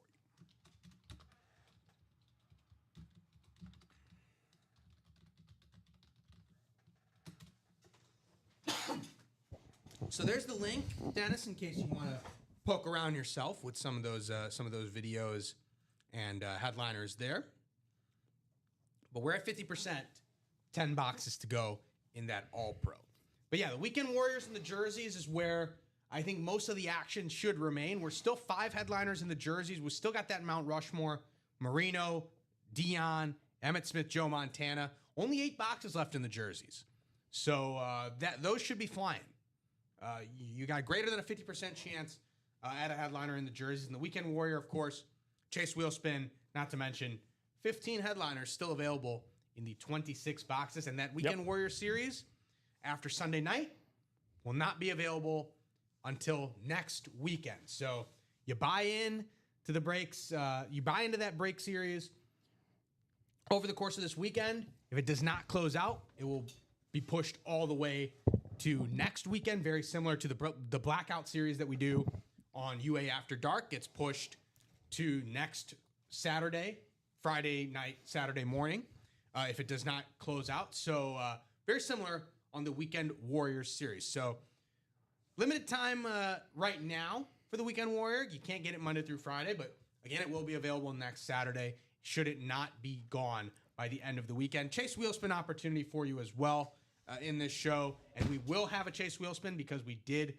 have that double closeout. So we will have at least one Chase Wheelspin. We will have a Chase Wheelspin because we did have at least one break happen in the series. So we will have a Chase Wheelspin. So the opportunity to get into that. Not to mention, Speed Flex for $65. Pretty good Doesn't get value. better, guys. Does not get better. Pretty good value. We're talking Speed Flex for Jonathan Taylor, who's potentially league MVP. Basically guaranteed offensive player of the year, but potentially could be league MVP. Can I ask you about that really quick, if you don't mind? Speed Flex, yeah, go ahead. That Speed Flex could be worth upwards of $1,500. What's your take on that? Do you think that, like... I think I said this last week. I don't know if I said it to you or if I said it to Rip. I said this last week, though. Offensive player of the year was created so that quarterbacks could win MVP. Yeah, I agree. I agree. There's literally no other reason to do offensive player of the year. The only reason is so that voters could say that they watch other positions and value other positions while giving the MVP to quarterbacks. Not saying that quarterbacks aren't deserving. They touch the ball pretty much every play. Yeah. They have the most influence on the game. Correct. But Jonathan Taylor should be in the MVP conversation. What's the most important stat in football when it comes to, just in general, when it comes to football? What's the most important stat at the end of the day? Putting up points, right? So you win the game, you put up more points, you win the game generally at the end of the day, right? Yeah. If you end up having winning a guy, and scoring are important. If you end up having a guy in Jonathan Taylor who, let's just say for projection's sake, ends up finishing the year leading the league from scrimmage yards, leading the league in touchdowns, which naturally generates the most points, how can you not say he's the most valuable player, especially if we're talking about a Colts team who would win the AFC South, who is going to be vying for a first-round bye and home field advantage in the playoffs in the AFC, as they're projected to right now. Them and the Denver Broncos are the two best records-wise. So how could you not tell me that he's not the most valuable? You know, so like to me, I'm in lockstep with you there. So I find it to be pretty tedious. And again, when we look back at players' legacies and things of that nature for those people that care about that stuff, would you rather have an MVP next to your name or an offensive player of the year next to your name? Sure. What do people really value more? Yeah. They value the MVP more. So again, I'm not saying it's not a discredit to have that as an honor, but at the same time, we should have an MVP for really break that thing down, because the offensive player of the year, like you said, I think it's a consolation prize for not winning MVP for your respective conference. I think it's there so that voters don't have to, like, they can just say, all right, we'll give a quarterback MVP, and we'll reward a non-quarterback with offensive player of the year. I just think it's there to make it easier for the voters. And I don't think that should be the case. Josh said, same guy you have no faith in tomorrow. Doesn't mean that we're not talking about tomorrow. No, he's because again the spread picks from earlier. When I was taking the Falcons plus 6.5. Now again, Josh, the only reason why I am backing, I have been pro Colts all season. I'm pro Jonathan Taylor. I'm pro Jonathan Taylor. I'm actually pro Jonathan Taylor winning the MVP. Yeah, same with me. This is why we're having this discussion. Now again, for my spread picks for Atlanta. Again, I am trying to figure out in a neutral-sided game that I think that a lot of the times the neutral-sided games are more low-scoring affairs. They have been so far this year. And again, time change. There's a lot of different variables. I don't necessarily think that the Colts are... Look, I think that they're an excellent team. There's that JT. There's that JT right there. Yeah. With a nice... with the look of the shoe. Nice gold. It's got a gold outline on it. It's a different-looking lid. Do I think the Colts are going to win outright tomorrow morning? Yes. Do I think that the Falcons have a good enough offense to cover by 6 points? Yes. Yeah. And that was my only case. However, with Jonathan Taylor... If he loses, he has to recite the Colts anthem. Yeah, thanks for the reminder. So either Rob wins or we all win. You know what, Josh? How about this? I will do, if that's the case tomorrow, if you tune in tomorrow, Ultimate Autographs, I'm actually here 9, 12, and 3 tomorrow. All so right. I'm here for 3 shows tomorrow. Yeah. So if you tune in, and again, we can even do that at 9 a.m. I can get the Golden Pipes ready early first thing tomorrow morning. So again, I'm more than happy to do that. So the game won't be over before you jump off. So I'll start the noon show tomorrow with that. Yeah. He said, yeah, nice Josh lid. saying nice lid on that Taylor. Yeah, that Taylor's still available in that Weekend Warrior series. Again, only 65 for the single, 130 for the double, and opportunities in the wheel spin. I'm seeing 4 spots to go in that double and 2 spots to go in that single on the Weekend Warriors. Yeah, Josh, I'm looking for you to, you're giggling over there, man. Yeah. Single sold out. I'm seeing the single is sold out. Single is sold out. Perfect. Right. Okay. Yeah, let's get into that then. I know that, Michael got into a spot on the jersey and that singles, so I'm sure another order just came in to close it out here. So let me see. We were hyping up. See, we were hyping up Jonathan Taylor so much. Yeah. Oh, by the way, Daniel Sandel. Okay, so that makes sense. So he closed out with 2 singles, and then he got 2 doubles as well. All right. I could see why with what he won this morning. Yeah. I could see why. Get that set up. Yes, sir. Yes, sir. Getting close to the 1:30 hour here Central Time, guys. Ultimate Autographs coming to you live from the city beautiful Burr Ridge, Illinois. Rob and Chinmay taking care of you guys again. It's been really fun, man. This Weekend Warriors series. Yeah. Again, I truthfully just really like the fact that we are rewarding those that are able to tune in on weekends. Because let's be honest, we all have 9 to 5s to some regard, some that are more traditional. Once you get off at 5 o'clock at night, you have family to attend to. You have your own personal lives and matters to attend to. You're not always able to sit down, relax, and watch Ultimate Autographs, right, in your free time during the week. So it's good that we have a specialty. On the weekends, Exactly. So we have a specialty series on the weekend to reward you guys. We appreciate you guys tuning in. Of course. Appreciate you guys jumping into the breaks and having fun with us here in the UA live break room. We get this single break set up for you on the Weekend Warrior. All ready for you. Yep, I see it. To the randomizer we go 8 times around on the randomizer, but before that, randomizer. For a box caller or a box number here. Daniel, appreciate you, my man. Again, and getting those 4 total spots.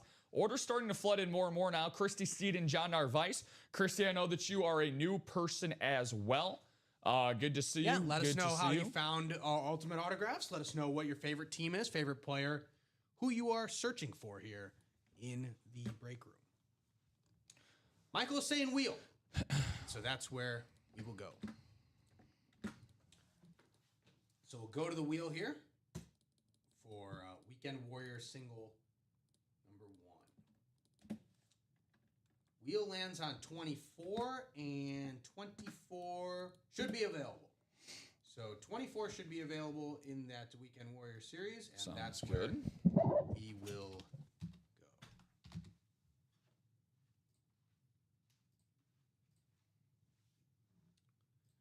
Ticker is updated, and now we will go to the randomizer. 8 times around.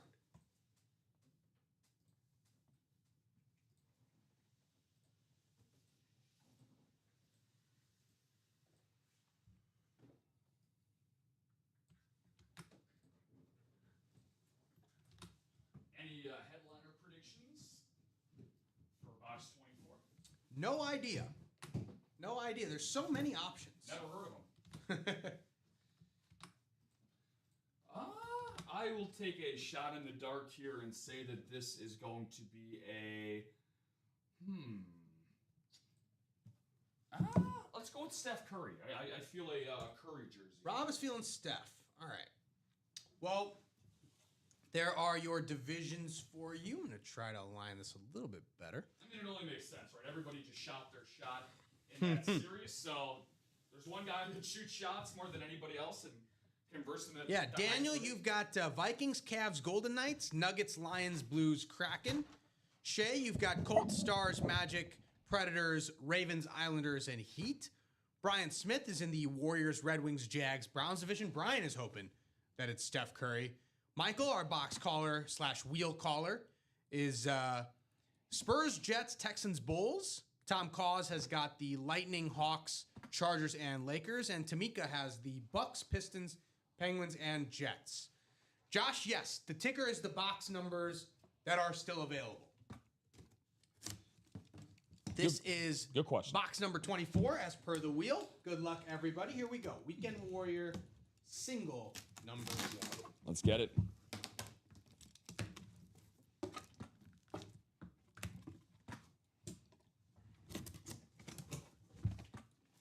It is a jersey. Oh? It's not a headliner. Oh.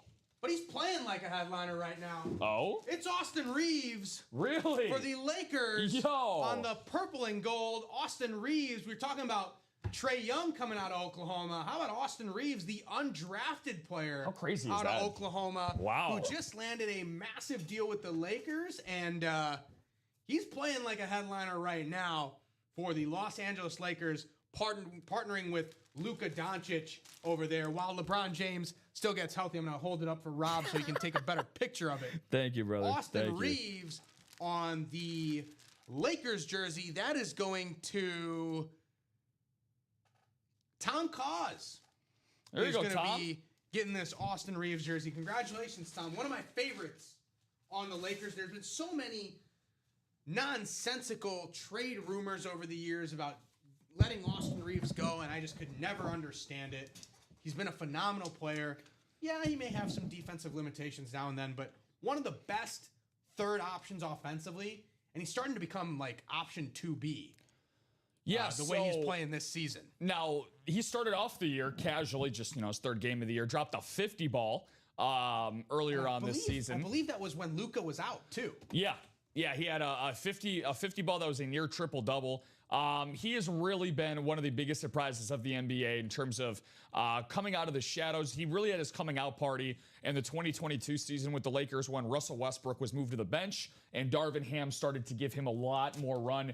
Again, now here's an interesting story about Austin Reeves, as a matter of fact. So for him, again, he was a guy, as you mentioned, Chinmay, that went undrafted, but he was not supposed to go undrafted. The Minnesota Timberwolves actually told his agent that they were planning on drafting him late in the second round. However, he had a hush-hush under-the-table shake deal with Rob Pelinka and Mitch Kupchak with the Los Angeles Lakers and said, hey, we'll give you, a 10-day workout and, come to our summer league. And he decided to go that route instead of getting, the guarantee from, Minnesota. From Minnesota, which, by the way, a second-round pick in the NBA. It's a guaranteed 2-year rookie contract. No, it's not. It's not. There's no guaranteed salary, actually. Yeah, for the second round? Second round, it's not. Only the first rounders have guaranteed. Contracts. But it is a 2-year deal that you do get in the second round. It is a 2-year deal, but it's not a guaranteed. So for Reeves, he bet on himself, and I think it worked out pretty well. It worked out pretty well. I think it worked out pretty well. He's about to line himself up a very, very nice contract extension. I believe he's in the final year of his deal. I believe so. Yeah, he's set to be a free agent this coming summer. And, he's going to get a nice pay raise. Yeah, it's going to be interesting. I know you mentioned the trade rumors that were circulating around him. And, I can understand them because they're not going to trade him now. They're not, obviously not now. But at the same time, they believe they can win a championship this year. Well, yeah, I mean, we're going to have to see what LeBron is in terms of his health, and we'll see where that obviously goes. Back to resuming basketball activities, LeBron is. And they've gotten off to a hot start without him. So sciatica for a 40-year-old man, that's going to nag with him all season long. I agree. It's going to lag. That's going to be a continuous thing with LeBron. And again, Austin Reeves has shown that he can carry the weight as a number 2 option. That I do not have doubts with. But however, the fit with him and Luka Dončić going forward, I'm still very skeptical of. We saw it in the first round last year, and it got exposed greatly by a better all-around team in Minnesota. They didn't have the interior presence, and they didn't have the defensive scheme set up. I believe they're better equipped this time around to do better with a full season. I would say in the front court that they have slightly better depth. DeAndre Ayton offensively has been a very nice punch for them, especially with LeBron James out. But again, in the postseason, Phoenix Suns fans saw it. I've seen it enough with DeAndre Ayton. He is not a starting caliber center for a team that's going to try to contend. He's not been good. Kyle Dissler is saying, what's the break to jump into right now? Kyle, the Weekend Warrior double is 1 to go. I'm seeing on our site. So closing that out could be a nice little start here. Closer Magic on the Weekend Warrior, which is also, by the way, the Chase wheel spin. So you could get into the chase, and we will have a chase wheel spin because we've had multiple breaks in that series. So you can get into the chase wheel spin with the Weekend Warrior. Otherwise, I would probably say in terms of headliners, I'd probably go to the jerseys. The Mount Rushmore of headliners still available in the jerseys with Dan Marino, Deion Sanders, Emmitt Smith, and Joe Montana, and only 8 boxes left in the jerseys. So pretty good chance that one of those headliners pops out. Aaron Donald is also a photoed headliner as well in that jersey series. So, would you say there's a pretty good chance of one of those popping out right now? I think so. Jersey break. Cool. Coming up. Let's do the jersey break while Kyle figures out what he's looking to jump into. But one to go in that Weekend Warrior double, we can definitely that's gonna go. That's gonna go next. Out. But jersey break. This is jersey break number 21, I believe. Yes, number 21 coming up for you. You know, going back on Kyle's question though, that's a question that look. As simplistic as it looks on its face value, I really wish that we had more questions like that pop up more often. Because that one question, what break to jump into right now, I mean, that we have the entire blueprint laid out for you. Yeah. What Chinmay and I have. So we can guide you in every possible direction, what's in what, how many boxes are available, how many headliners. Or what are you looking for? What do the division alignments look like for a particular series? What team you're looking for. Yeah. So, yeah, if you have questions like that and, as much information as you can give us as to what you're looking for, we can point you in the right direction. So, jersey break number 21. So, think of it. Drop me a box number. Think of it like this, guys. Chinmay and I are the two cool teachers in school that if you ask us for the answers to the test, we will side-eye you and slip you the answers to the test when nobody is looking. So, if I was a teacher, I wouldn't even administer written tests. Written tests were the most frustrating thing for me. You sit in a classroom for like 40 minutes and just fill in bubbles. Like, what are we doing here? The worst part is when you had standardized testing that you'd specifically have to go in early for. I was a horrible test taker. I was a horrible test taker. Like, I was... I'm not saying that I'm smart by any means. Josh is saying 17. I can grab the box. Don't worry. Right here. Appreciate it. Oh, 17. Okay. Thank you very much. More, yeah. So what are you saying about that? I wasn't like completely, brain dead, I would say. I was relatively smart. Like, I got decent grades. The standardized test, though, I was just frustrated. Like, I was just frustrated filling bubbles for like 3 hours. You just get upset and like you lose like rational thought. That's what I think did me in a lot. So if I was a teacher, no written tests. I agree. Well, it looks like we answered Kyle's question pretty well. He closed out that Weekend Warrior double. So thank you, Kyle. All right, so that'll be coming up after this jersey break. That is Weekend Warrior double number 3, everybody. Cool. That's coming up after this jersey break. Get these names in the randomizer here. Randomizer. 8 times around as per the dice roll. Here we go.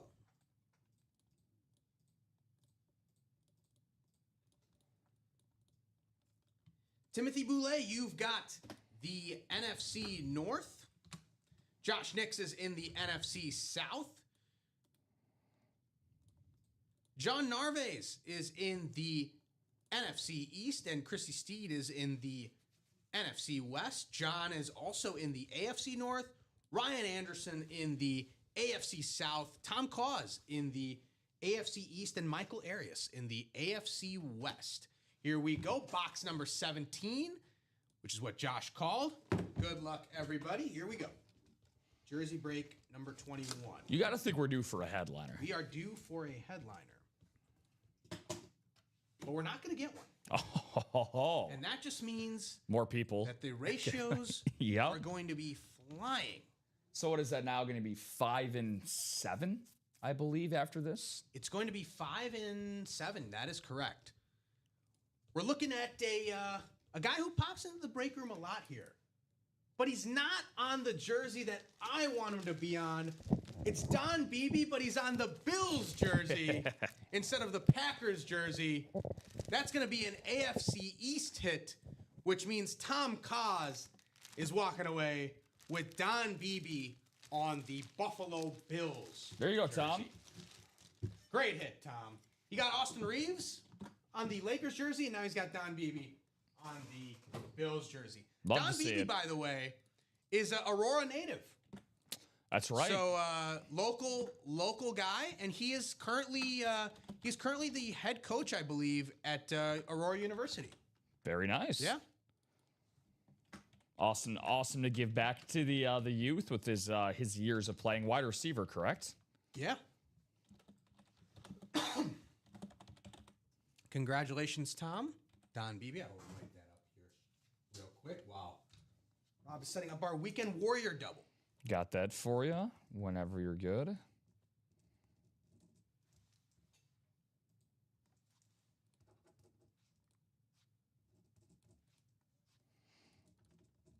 That Austin Reeves jersey is so cool, man. I've seen it in one of our other rooms, but I've not seen a Reeves in this break room as of yet. So that was cool to see. Shout out to AR-15, man. Yeah. Weekend Warrior double. Here we go. Put all your names in the randomizer here, but before we go around, I will need 2 box numbers.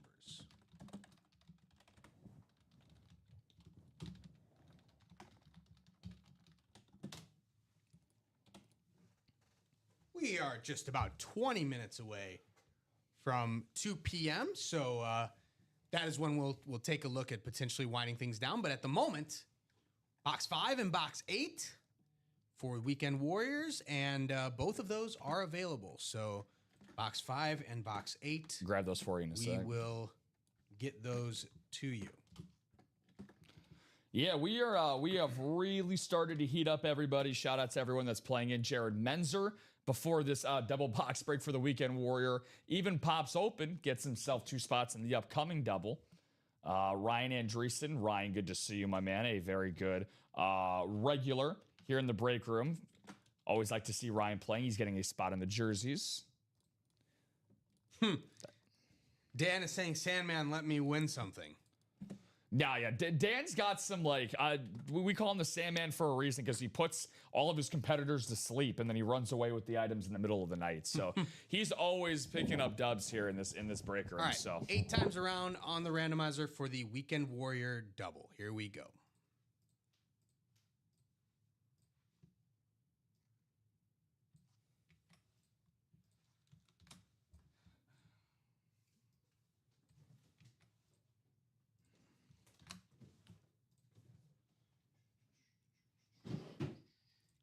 See the divisions here. So Vikings, Cavs, and Golden Knights. If it's any of those items, it'll be going to Kyle Dissler.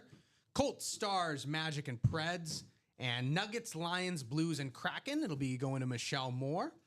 Dan Jobbitt, you've got Ravens, Islanders, Heat, Lightning, Hawks, Chargers, and Lakers. And Daniel Sandal has got the Spurs, Jets, Texans, Bulls, Bucks, Pistons, Penguins, and Jets. And then Michael Arias in that sniper spot, Warriors, Red Wings, Jags, and Browns here in that lone spot for Michael. Daniel, you're in the chat, or Dan is in the chat. And Dan, I know Derek was asking earlier, this Jahmyr Gibbs helmet that you've won. Derek was saying that he'd potentially be interested in trading for something. So if you are interested, be sure to hit him up. We'll start with box number 5. Weekend Warrior double number 3. Here we go. Good luck, everybody. Box number 5 to start things off.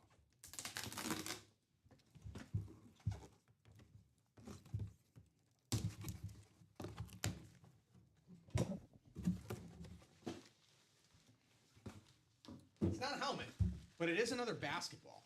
let's go. So we'll see who we get. It's been an NBA themed day today. Yeah.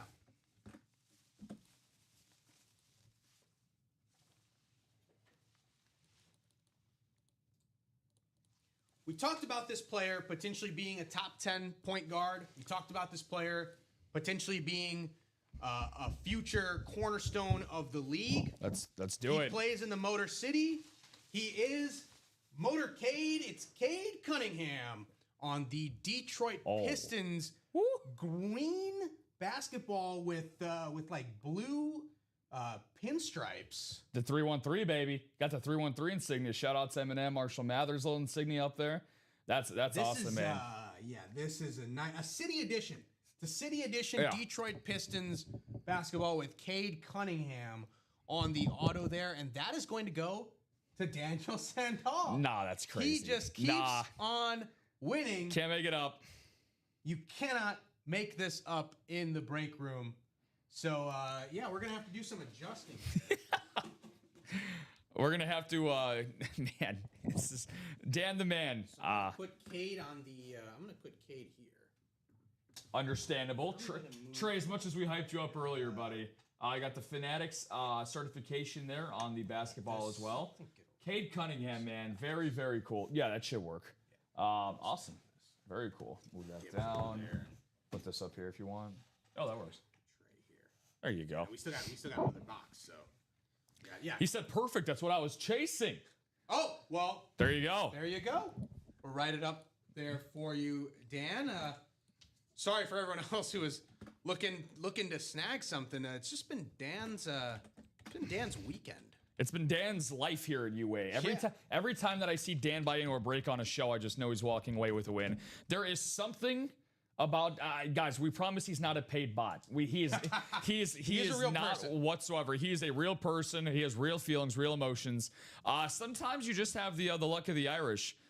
Dan, I don't know if Sandal is of Irish Gaelic, but let me know, man, because you got a lot of 4-leaf clovers on when you play, my friend. That's crazy. I'm also jealous. I'm also very jealous. Cade Cunningham, one of my favorite guys to watch, the former Oklahoma State Cowboy, turned into Michigan's son. I would say, look, I understand Jared Goff, and look, we got another Detroit son up here in Jahmyr Gibbs. Aiden Hutchinson's probably the most player right now playing in the state of Michigan in pro sports, but him and Jared Goff and Cade Cunningham, he's in that rearview mirror. He's right there. All right, we still got one more box in this break. Box number 8. Will it be another headline? We've been starting to pull some headlines here, which was inevitable. It's been great. It's been great. Which was inevitable given the boxes.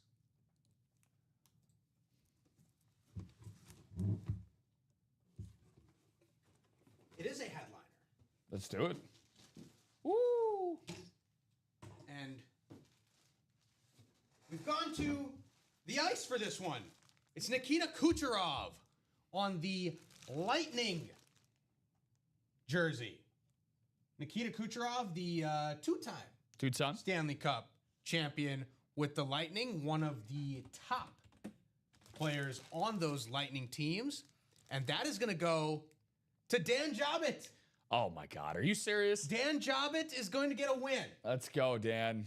Dan was begging for a win.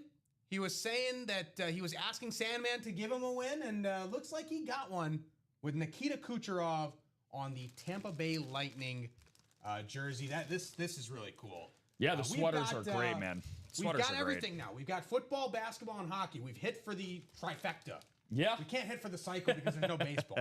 But we've hit for the trifecta here with Nikita Kucherov on the Lightning. Yeah, Kuch off to another great start. Kuch, the Russian rifle, as he's known as. Kucherov, for his career, he's played 815 games on the ice, over 1,000 career points in just 815 games. Talk about a guy that is a shoo-in, first ballot Hockey Hall of Famer. As you mentioned, Shohei, a 2-time Cup winner. He's a 3-time Art Ross Trophy winner, meaning that he has led the league in points 3 different times. How about his 24 campaign at the age of 30? 144 points. He had 100 assists during that season for the Lightning. Yeah, he's a surefire. Yep, he won the Hart Memorial Trophy winner for leading the league in goals as well. He's a 6-time NHL All-Star. He's off to another great start for the Lightning this year at age 32. That's an awesome hit, man. Great variety. Great variety for Mr. Dan Jobbitt. Yeah, love the Bless you. B. Williams is saying, nice hit. Love the hockey jerseys. Yeah. Glad to see that we've got some hockey in the room. As far as the, we got the goalie masks, which are obviously very cool. Love to see but one the of jerseys those. The jerseys are great too, and glad to see. We had Connor Bedard. This was before you were here, but we had Connor Bedard on the jersey. Nice. We had Connor Bedard on the licensed jersey actually, which is even more valuable. But yeah, good to see the hockey getting in the room. Move Cade until we get breaking again. I'll move Cade over here and put him on the main display cam. Give Cade some shine on the 313 City Edition. Detroit Pistons basketball. Detroit Look at this. basketball. I didn't even see this. So obviously you've got the 313 logo here. Yes, sir. But look at this. Detroit Pistons, where stars are made, not born. Pretty cool. Yeah, I like that. Pretty cool. I like that. No, we I would not recommend playing basketball with this. Now we had You could if you wanted to. We had a Ricky Williams football go yesterday as a secondary headliner, where they had basically the list of all of the best seasons in Miami Dolphins history that were listed there, the inception year when they were created. Nice. It was very, very nice. Yeah. So all of these, again, sometimes you get a classic of football with a great signature like a Trae Young or a Kobe White that we've had, and then you get some special ones like that Cade Cunningham. Makes sense for such a special player. So quick refresh here on the break page. I'm seeing one to go in the next jersey break. that'll go. I'm seeing one to go in the next jersey break. Okay. I'm seeing 6 to go in the Weekend Warriors double. And I'm seeing still 3 to go in that diamond double and 6 to go in that weekend single. But we should definitely be able to knock out that jersey break here before we hop off. And maybe even that Weekend Warrior double to get yourselves in the Chase wheel spin. I'm not sure what Rip will do. I have a feeling that Rip will keep the wheel spin as Weekend Warrior, but there's always a possibility that he does his own thing. And Weekend Warrior is not the Chase for the next show, so get yourself in the Chase wheel spin with the Weekend Warrior. And again, double ups are plenty here. Even with a lot of headliners going, we've still got excellent ratios there for the headliners. So I would hop into that Weekend Warrior double series, maybe even get that double closed out to follow up this jersey before we hop off here at the end of the noon show.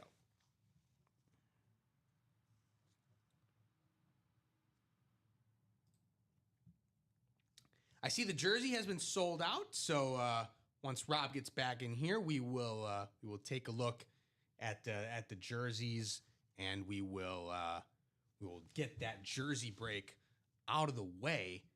I'm still fascinated by this city edition basketball.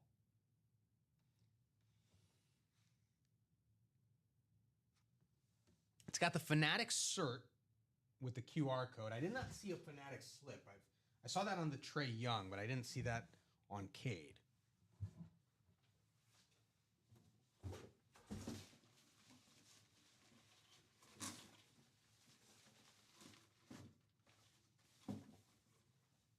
Yeah, looks like that's just a cert on the ball. It won't be there won't be an actual physical slip for Cade.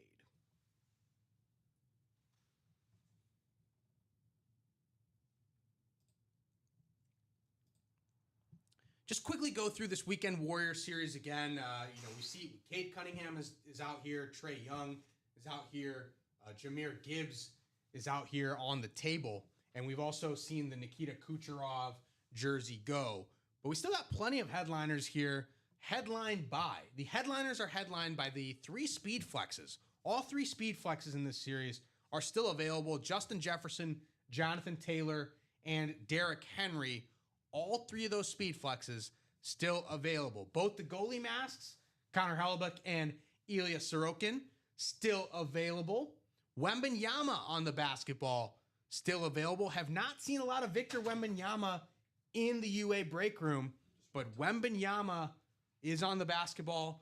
And then the jerseys, Sagan and DeBrincat on the hockey jerseys still available, and Jokic and Steph Curry on the hoops jerseys still available. In the secondary headliners, Evan Mobley and Jordan Binnington.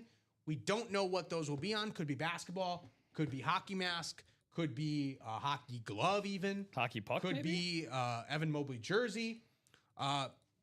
You say hockey puck, but you want to know what I remember this because it was back when Dom and I were on the 9 and noon, Dom pulled a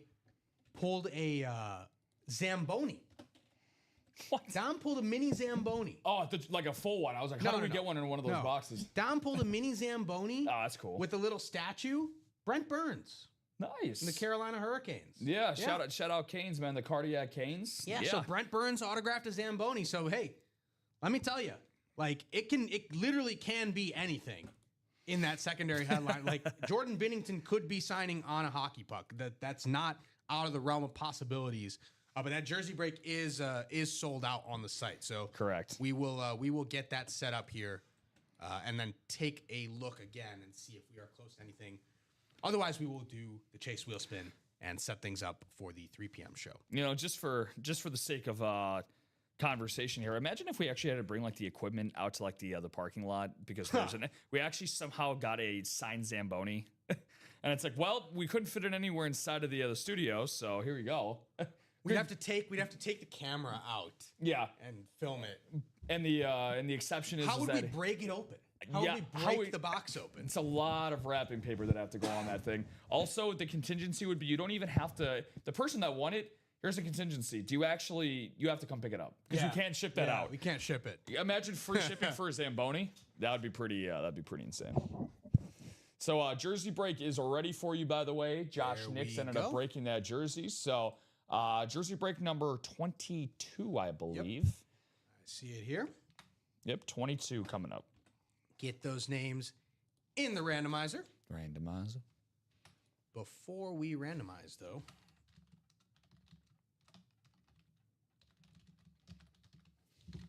I will need a box number from you guys for jersey break number 22.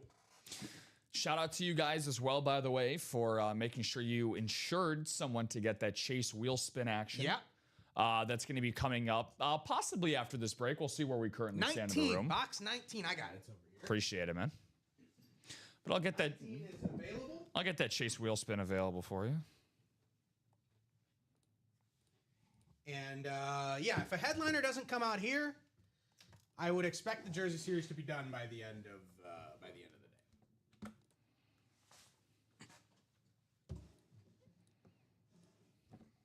Box number 19, but let's randomize everybody.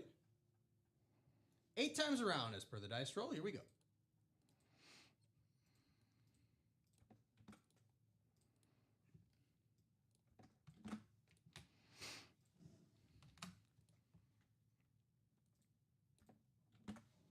John Narvaez is in the NFC North. He's also got the NFC East. Dan Jobitz is in the NFC South, AFC South, AFC East, and AFC West. And Ryan Anderson is in the NFC. Ryan Andreessen is in the NFC West, and Josh Nix is in the AFC North. Here we go. Jersey break number 22, box number 19. Go, box 19. Good luck, everybody. Said this the last 3 times, and I'm gonna keep it going. We're due for a headliner. We are due for a headliner. Got to break the trend at some point, right? It's like playing roulette at a casino. It's like black, black, black, but it's red, red, red. Like you want to just. I lost in roulette thinking that. Wait, you think, yeah. It's like it's gonna break at some point, right? Thinking that. Yeah. It's not a headliner. It's not a headliner. We are still not pulling the headliner. So 6 and 5 coming up. So now 5 headliners and 6 boxes in the jerseys. Crazy. This is a pretty good player, though. It's Kyle Juszczyk. Oh, that's nice. On the 49ers, juice check, as some would say. And that is going to be an NFC West hit, so that is going to go to Ryan Andreessen. Kyle Juszczyk heading your way. Ryan, congratulations. Kyle Juszczyk, his wife, does the custom jackets I've seen those. That you see being worn by a lot of NFL players. Yeah, no, they are. So there's definitely some more business going on in that family outside of just football. Well, the players and the wives specifically too. I've Yeah. seen a lot of the other players' wives wearing them, and all, like you said, all across the NFL, not just in 49er country.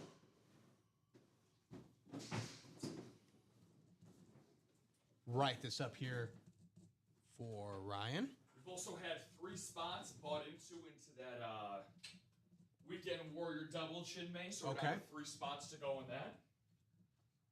So might want to hold off on that wheel spin for the time. Yeah, I will definitely hold off on the wheel spin if we have spots in that Weekend Warrior double.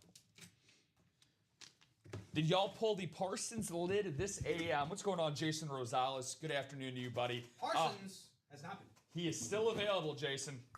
All-Pro Specialty Series. We didn't do an All-Pro yet, have we? We have not done an All-Pro Series yet. 5 and 10. While Den McKeon is saying Indiana on upset alert. Really? What is the score of that game, Rob? When you get a chance, go ahead and give us a score update. So we are. I'll give you guys a break room update while Rob gets settled over there. So we are 3 to go on this Weekend Warrior double. We are just approaching 2 p.m. We are 3 to go on that Weekend Warrior double and 8 to go on the single. So I will give you guys until 2:05. If there's no movement on that Weekend Warrior double by 2:05, we will do the Chase Wheel Spin, which is the Weekend Warrior series. But if you guys get moving on that and close that out, we will do that before signing off. So then we will get you guys in the Chase Wheel Spin for that break. So 2:05 is our time check here. But Rob, let's get a score update. Wow. Okay. So Den, right on cue.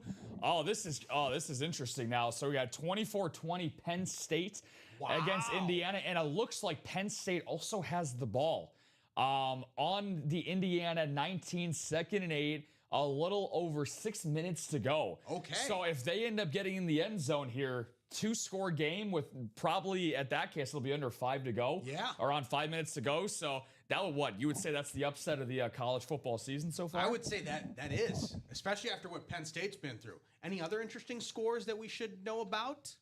Interesting in terms of competitiveness, not so much. If you're a fan of Citadel today, you might want to start hitting the bottle a little early. Ole Miss, a 42-0 rout. Ohio State up 24-3 against the Boilermakers. Texas Tech and BYU, again, 2 top 10 teams that are ranked coming into this today by the AP Top 25.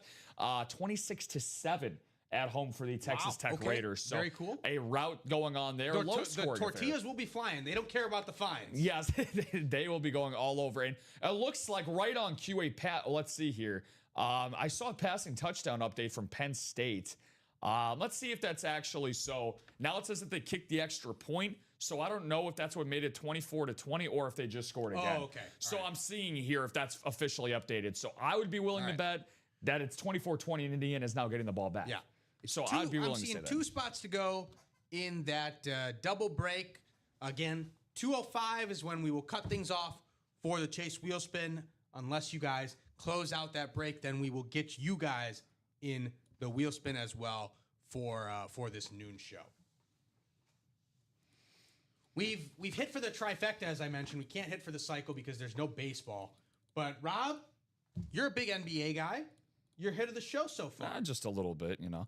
I dabble in some hoops every now and then, but yeah. So we got some great stuff, man. Barring if we do the next break, so far, what's been the hit of the show?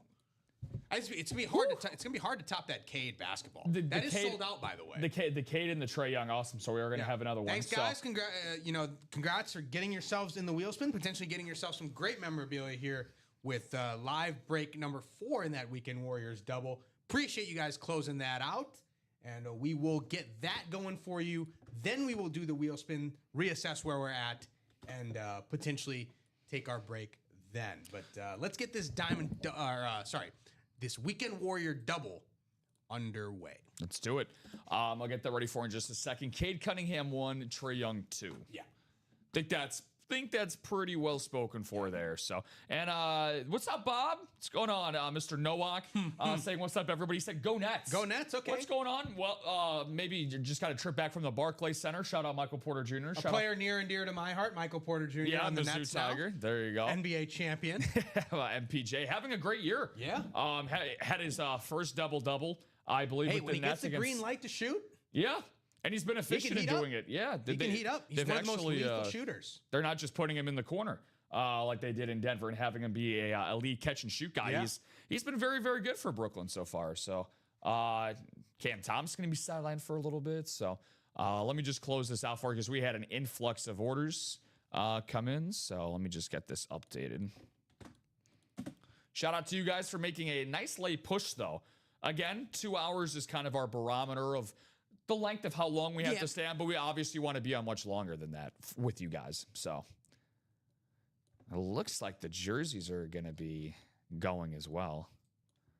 Yeah, Dan got the last 4 spots in the jerseys. Okay, so the jerseys are also sold out? Yeah. Jerseys are also sold out. Yeah. All right, so we will do the jerseys as well. We will do the jerseys as well. So we will do this double, then we will do the jersey break, and then we will see where then we'll do the wheel spin, and then we'll see where we're at. And Dan's hungry, man. Dan the man, he's getting... Hey, can you blame him? 5 headliners and 6 boxes. Yeah. Everybody might want to cover their ears when I tell them who's closing out this Weekend Warrior double. Boy.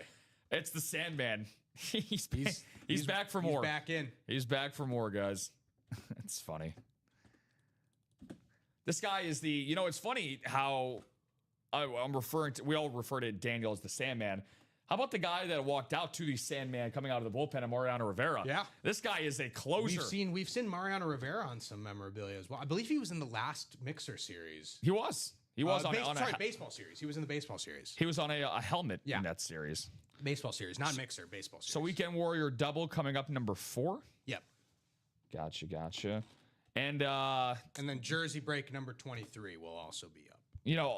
I have to update my closer all-time rankings. So for me, it's Mariano Rivera 1, Daniel Sandow 2. My all-time closer rankings now, baseball and break room. Okay. We had John Smoltz as well in the baseball series as well. Trevor Hoffman, the series prior. We've had some good closers. Had some very good ones. Yeah, we got Ty Percival, who I always like to, call Troy Percival. Troy Percival all the time. Okay, and then this jersey was, who was that last jersey? That was last jersey was Kyle Juszczyk. Was Kyle Juszczyk? Okay, gotcha. And okay, gotcha. I will do. All right, we will do the randomizer. Thank you for those names, Rob. But before we do that, need some box numbers. So Dan, just send that message again after I send the message requesting the box numbers. So just repeat, type that in, and then I will do the wheel. But you got to send it after I send the message. I know there can be a bit of a lag sometimes with some of these streaming platforms, so you want to get your requests in early. But yeah, just send it one more time, so it comes in after. Thank you, Dan. We will go to the wheel times 2 for the box numbers. So here we go. Wheel times 2.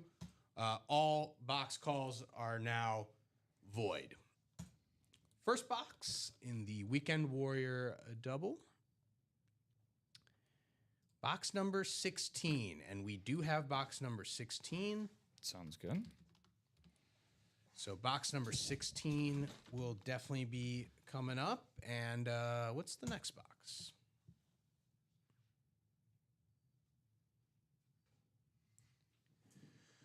Box number 28. I believe we did do 20. We already did 28, and we've done, and the closest one to that will be 29. So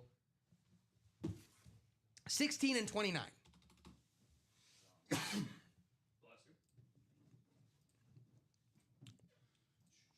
Ticker has been updated.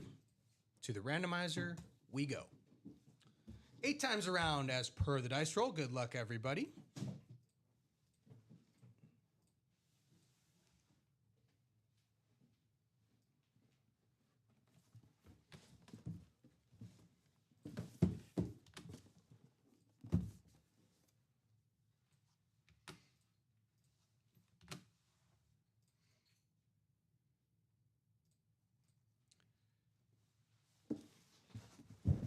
If it's a Vikings, Cavs, or Golden Knights item, it'll be going to Michael Arias. Jared Menzer. Haven't seen Jared in the breaks today. Welcome, Jared. You've got Colts, Stars, Magic, Preds, as well as Bucks, Pistons, Penguins, and Jets. Dan Jobbitt has got Ravens, Islanders, Heat, as well as Lightning, Hawks, Chargers, and Lakers. Daniel Sandhall has got Warriors, Red Wings, Jags, Browns, Nuggets, Lions, Blues, and Kraken. And Tristan Justice in the sniper spot has got Spurs, Jets, Texans, and Bulls. He's in the Wemby spot. Wemby spot, baby. It's Box 16. It's a spot you want to be in the break room, but not guarding him on the opposing team. For sure. Box 16. Here we go. Good luck, everybody.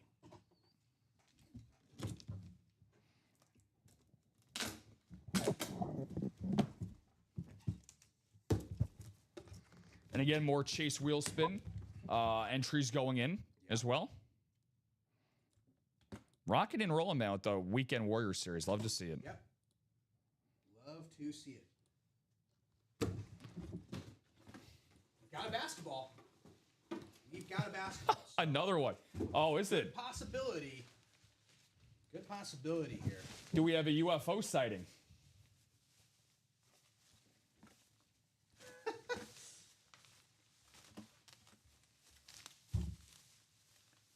Find a tag. Because this auto looks very interesting.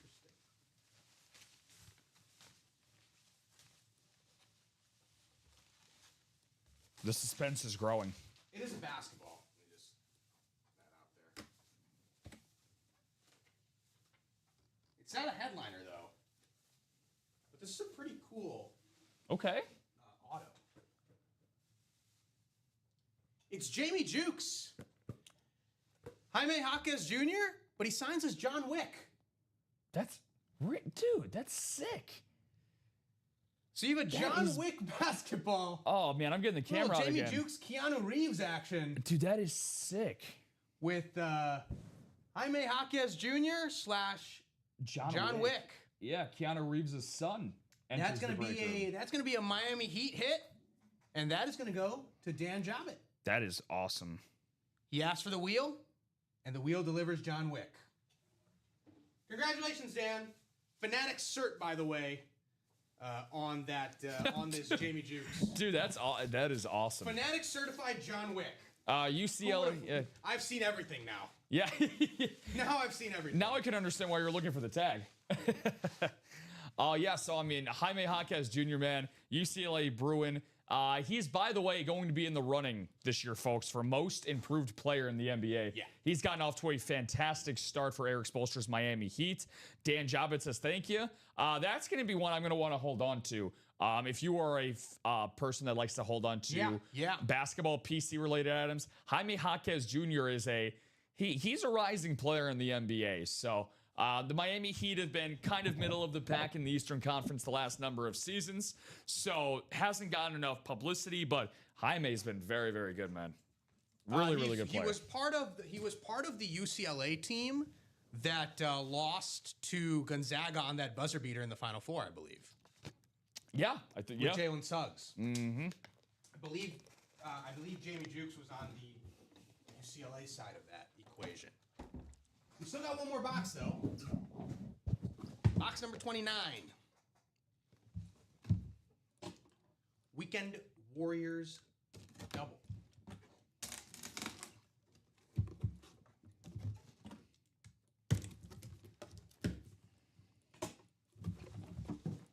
This is another basketball. No way. Oh my God, dude, I've never seen so many in a show before. That's crazy. You'd think that this is just an all NBA room or all basketball room. I'm fine with it. I am too.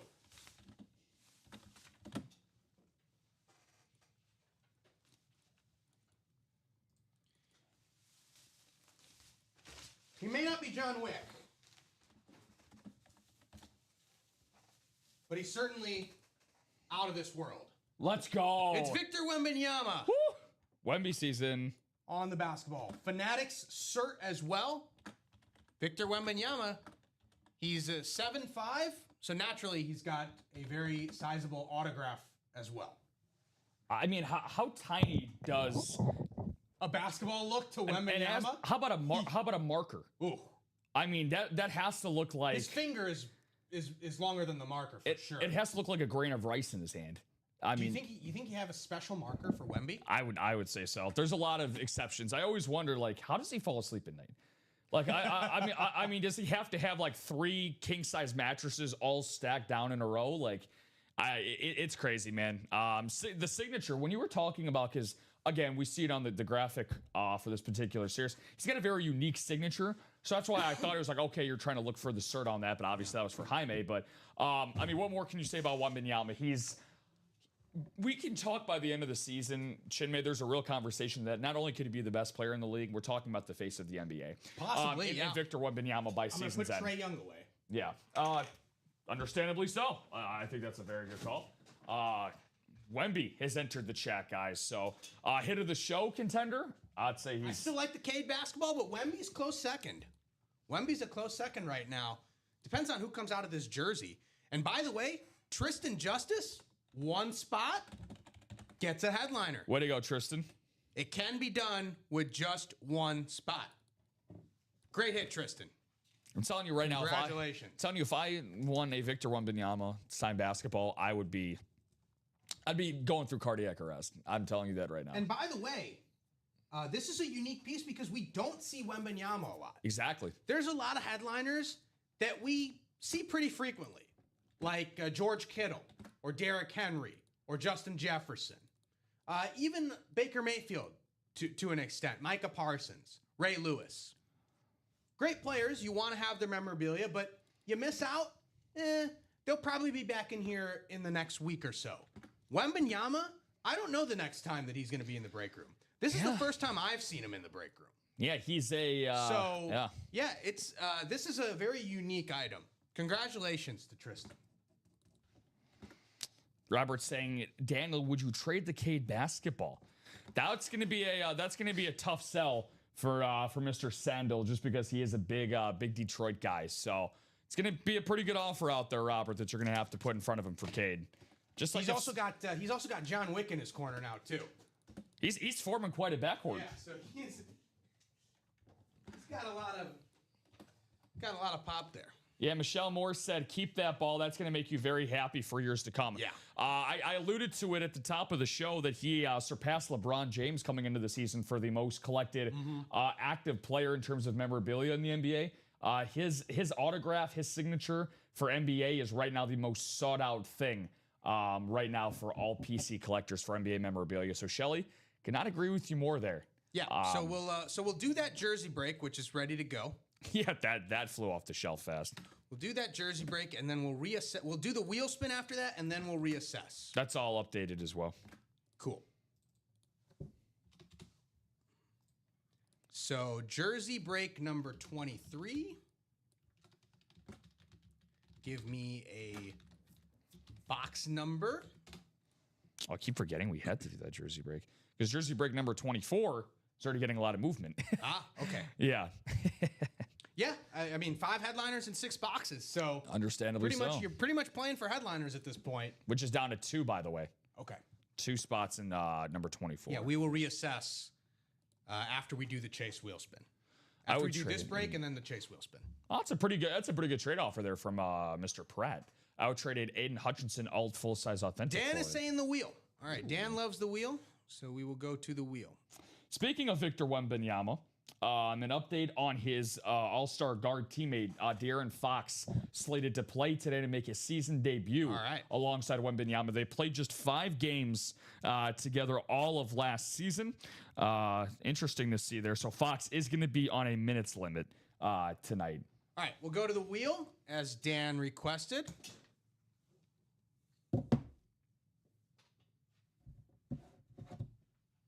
And the wheel says 21. Hit that wheel west of this. We don't have 21, but we do have 20 and 22. And 3 and 4. We just give me a ticker check again. 20, 22, 23, 24, and 29. And 5. And 5. Okay. Awesome. And okay, so we're gonna lose one of the boxes. So I will now go to the picker wheel. 20 and 22 are our options here on the picker wheel.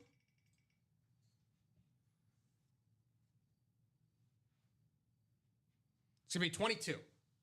Box 22 is where we will go here for the jersey break. Well, if my favorite number does not result in a headliner, then there's something seriously wrong going on right now. It's gonna create massive havoc in this break room. Well, that's not what I wanted to do. Okay. First time I've seen Mr. Hopkins in the break room. Get these names into the randomizer 8 times around, everybody. Jersey break number 23. Dan Jabba, you've got the NFC North, as well as the NFC South and NFC East. You've also got the AFC South. So Dan in 4 spots there. John Narvaez has the NFC West and AFC West. And Karen Reagan has the AFC North and AFC East. So everybody in here in multiple spots. Again, box 22. Here we go. Good luck, everybody.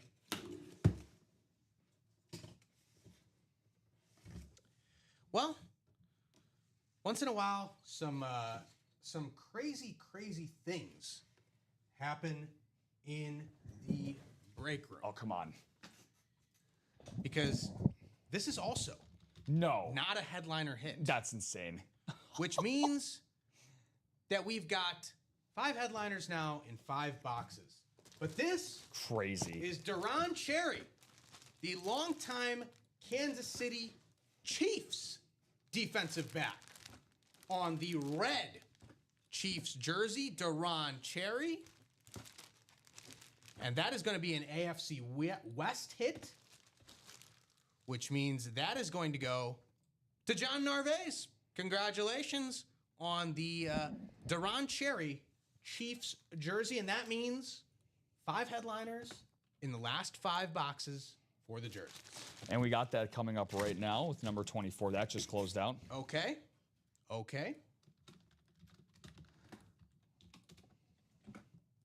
I will, that.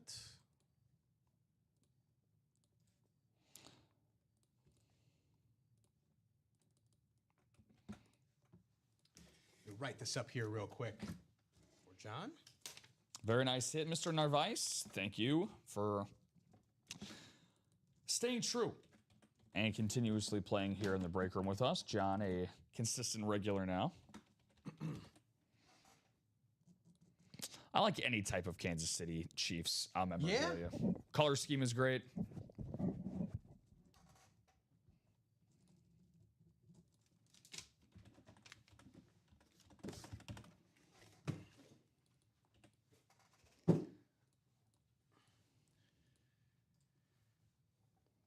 Okay, so we know that the remaining boxes are going to be headliners in the jerseys. Yeah. So what's going to happen here, because we're approaching 2:30, what I'm going to do is we're going to do this jersey break, then we're going to do the wheel spin, and then we'll see where we're at in terms of jerseys. But just from a logistics standpoint, we'll probably have to hold off on the last few jerseys. We probably won't be able to do all 5 of the breaks in a row here. Well, how about Michael Arias doing a personal instead?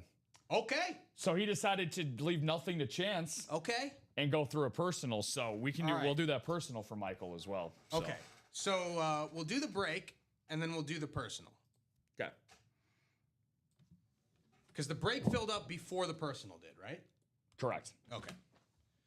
So we will do the break first, and then we will do the personal. Love the strategy by Michael. Great, great strategy for sure. Great strategy. Because regardless of what he gets between, again, we'll see who comes out of this between Donald, Marino.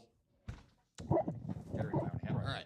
Sanders, box Smith, 24. Box 24 is available, so we will do box 24. To the randomizer we go.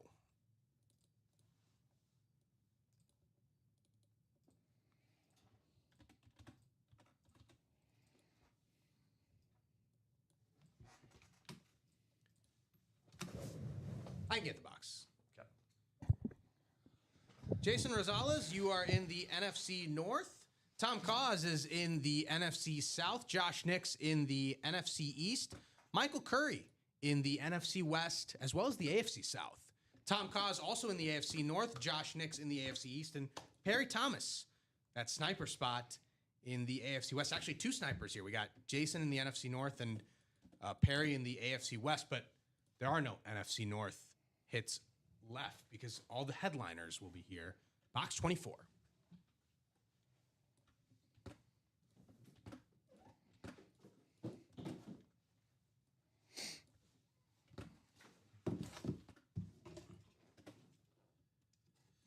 All right, box 24. Let's see. We know it's a headliner.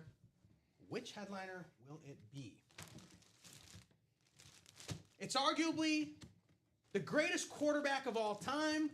Definitely one of the greatest, if not the greatest quarterback of the 80s and 90s. It's Joe Montana, Joe Cool, on the San Francisco 49ers red jersey. Joe Montana, that's an NFC West hit, and that's going to Michael Curry. Woo. Congratulations, Michael. Joe Montana, arguably the greatest quarterback of all time, headed your way. Perfect. In that jersey break. Way to go, Michael. Great hit, Michael. Great hit. From one Michael to the other. Yeah. Now, let's see if he can top that headliner. It's gonna be hard to do, like you said, arguably Michael the greatest Curry quarterback ever. Writing this up for Michael, who won in the break. Joe Montana.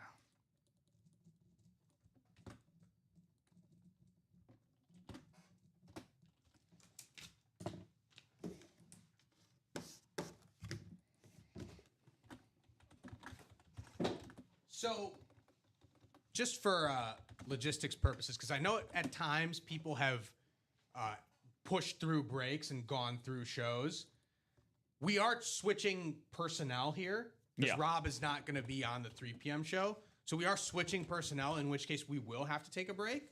So therefore, we will do this personal for Michael. He has box 23. And then after that, we're going to do the wheel spin and then take a break. Yeah. And at some point, we simply cannot keep going. So I'm just going to say which jerseys are... So Dan is saying which jerseys are left. So Rob will open up the next jersey break. Next jersey break will be opened up for you guys to buy into. Yep. And we will let that probably fill up for the next show. Yeah. But we'll do Michael's personal right now, and then we'll do the wheel spin. The jerseys that are left will be Dan Marino, Deion Sanders, Emmitt Smith, and Aaron Donald. But one of those will be gone here because it'll be box 23 for Michael. Correct. So this is going to be a pre-fill for 4th and 10 jersey number 25. Yeah. That just filled out and sold out. So that is going to be a pre-fill to start the top of the 3 o'clock show, guys. I am going to keep that right now, just as a heads up for all those that are aware, just so everything is fair and squared away. I am not going to refill that on the live break page on the website because I want to be able to fairly let that go through first, have that pre-fill go, so we're not doubling down, tripling down on potential orders. Don't want anything to get mixed up haywire with that. So as Chinmay said, here comes the personal. We'll do the chase wheel spin, and then Chinmay and Rip will get you guys set up for the 3 o'clock show coming up. All right, Michael, box 23. Here is the personal. Which headliner comes out here? Correct. Well, it was prime time for a personal. Let's go. And that's why Deion Sanders has jumped out here for Michael Arias in the jersey personal. Deion Sanders on the classic blue Cowboys jersey heading to Michael Arias. Congratulations, Michael, on a well-timed jersey personal buy. You've landed yourself prime time. Deion Sanders. Timing is everything, right? Yeah, sometimes timing is everything. Awesome hit there, Michael. Very, very nice. We did not leave anything to chance with that, my friends. So, yeah, I mean, 190 for an autographed Deion Sanders. Yeah, that's an awesome bid. Pretty solid. Is the Chase wheel spin list complete? It is complete. Okay, cool. We will do the wheel spin now, everybody, and then we will hop off and let you guys get those remaining jerseys in the 3 p.m. show. Chase Wheelspin was the weekend warrior. A lot of people entered in here. I see 50-odd names. Yeah, 56 names. Some are obviously repeat names. Of course, and from the double. No, this is saying 55. Oh, all right. So 55. No, that doesn't make sense. It should be an odd number. You sure you got everybody? Should, yeah. Let's see. It's got to be an even number because there's 8 spots in every. So first two should be 16. Then this next one should be 24, 32, 40. All right, we'll get this sorted out here. It should be 56 total names. Yeah, but here, so like I'm seeing only 55 names because. Okay, I'll go back. The first box is obviously that Chase Wheelspin box. So. Okay, yeah, I'll go back real quick. Give me a sec. Get that squared away.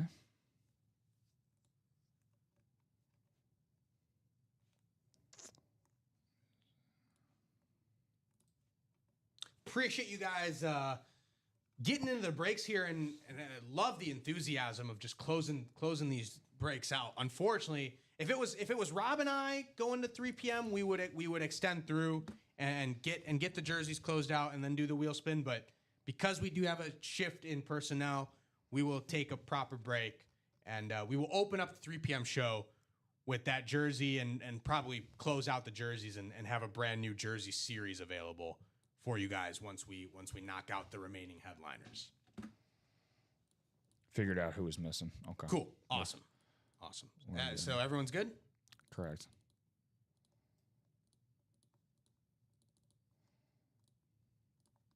Good to go. Appreciate that, Rob. Thank you for the quick fix there. All right. So there are 56 names. Here we go. 8 times around.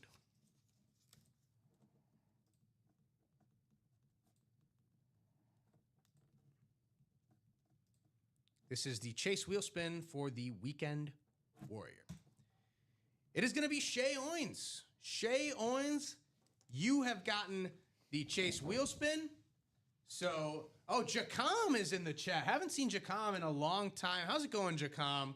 Hope all is well. Yeah, everything's going well. We've had a phenomenal noon show here. Yes, we have. Hope you stick around for the 3 p.m. show. Good to see you back in the chat, brother. So Shay, let me know what number you'd like to start at. Otherwise, I am going to start at 1 if I don't hear something from you in the chat. So if you have a number you want me to start at, let me know. Otherwise, this is starting at 1, and I will spin the wheel for your Chase wheel spin.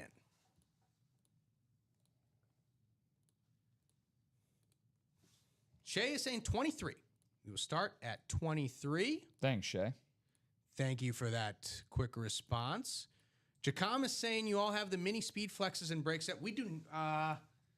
We do. I don't know that they're available right now as far as any headliners, but they could be hiding out in the hidden gem section. I have seen just the Sean Alexander go on the MIDI, as we're calling them. Yeah. So I'm glad to see, moving on, keep it up, UA. Thank you, man. Thank you. Appreciate it. All right, Shay, here we go.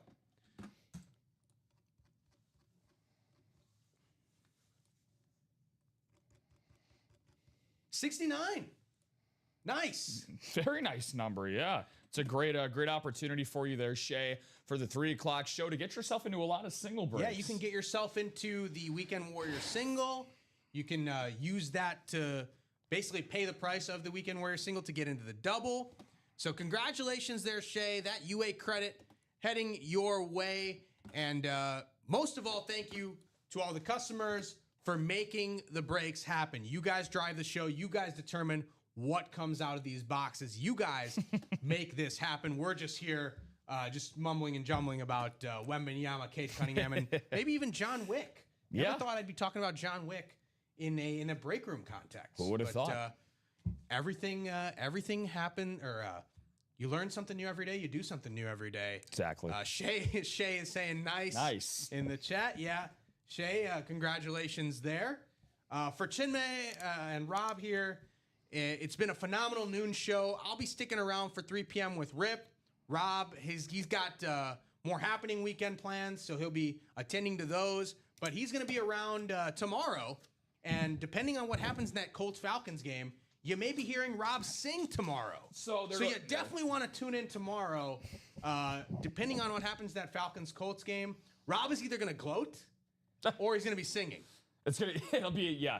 So one or the other is going to happen. Very two different ends of the spectrum there. So there goes our viewership, previewing the possibility of me singing. But yeah, like you said, man, an awesome show with you. Always enjoy our Saturday morning spread picks that you and I have been doing. So good luck to your picks, better luck to mine for the games going on tomorrow. And as always, we wouldn't have had all these great items and great players to talk about if it wasn't for you, the customers at home, making it such an enjoyable experience. So thank you guys again. I will be here for my 3-show shift tomorrow. You got yours going on today, obviously, coming up with the one and only Rip Camelucci. So again, just another incredible show, guys. So thanks for letting me be a part of it. Yeah, Rob, great to have you on board. Great job on that side with the 1s and 2s. I will be on the other side of this break with Rip. We hope to see you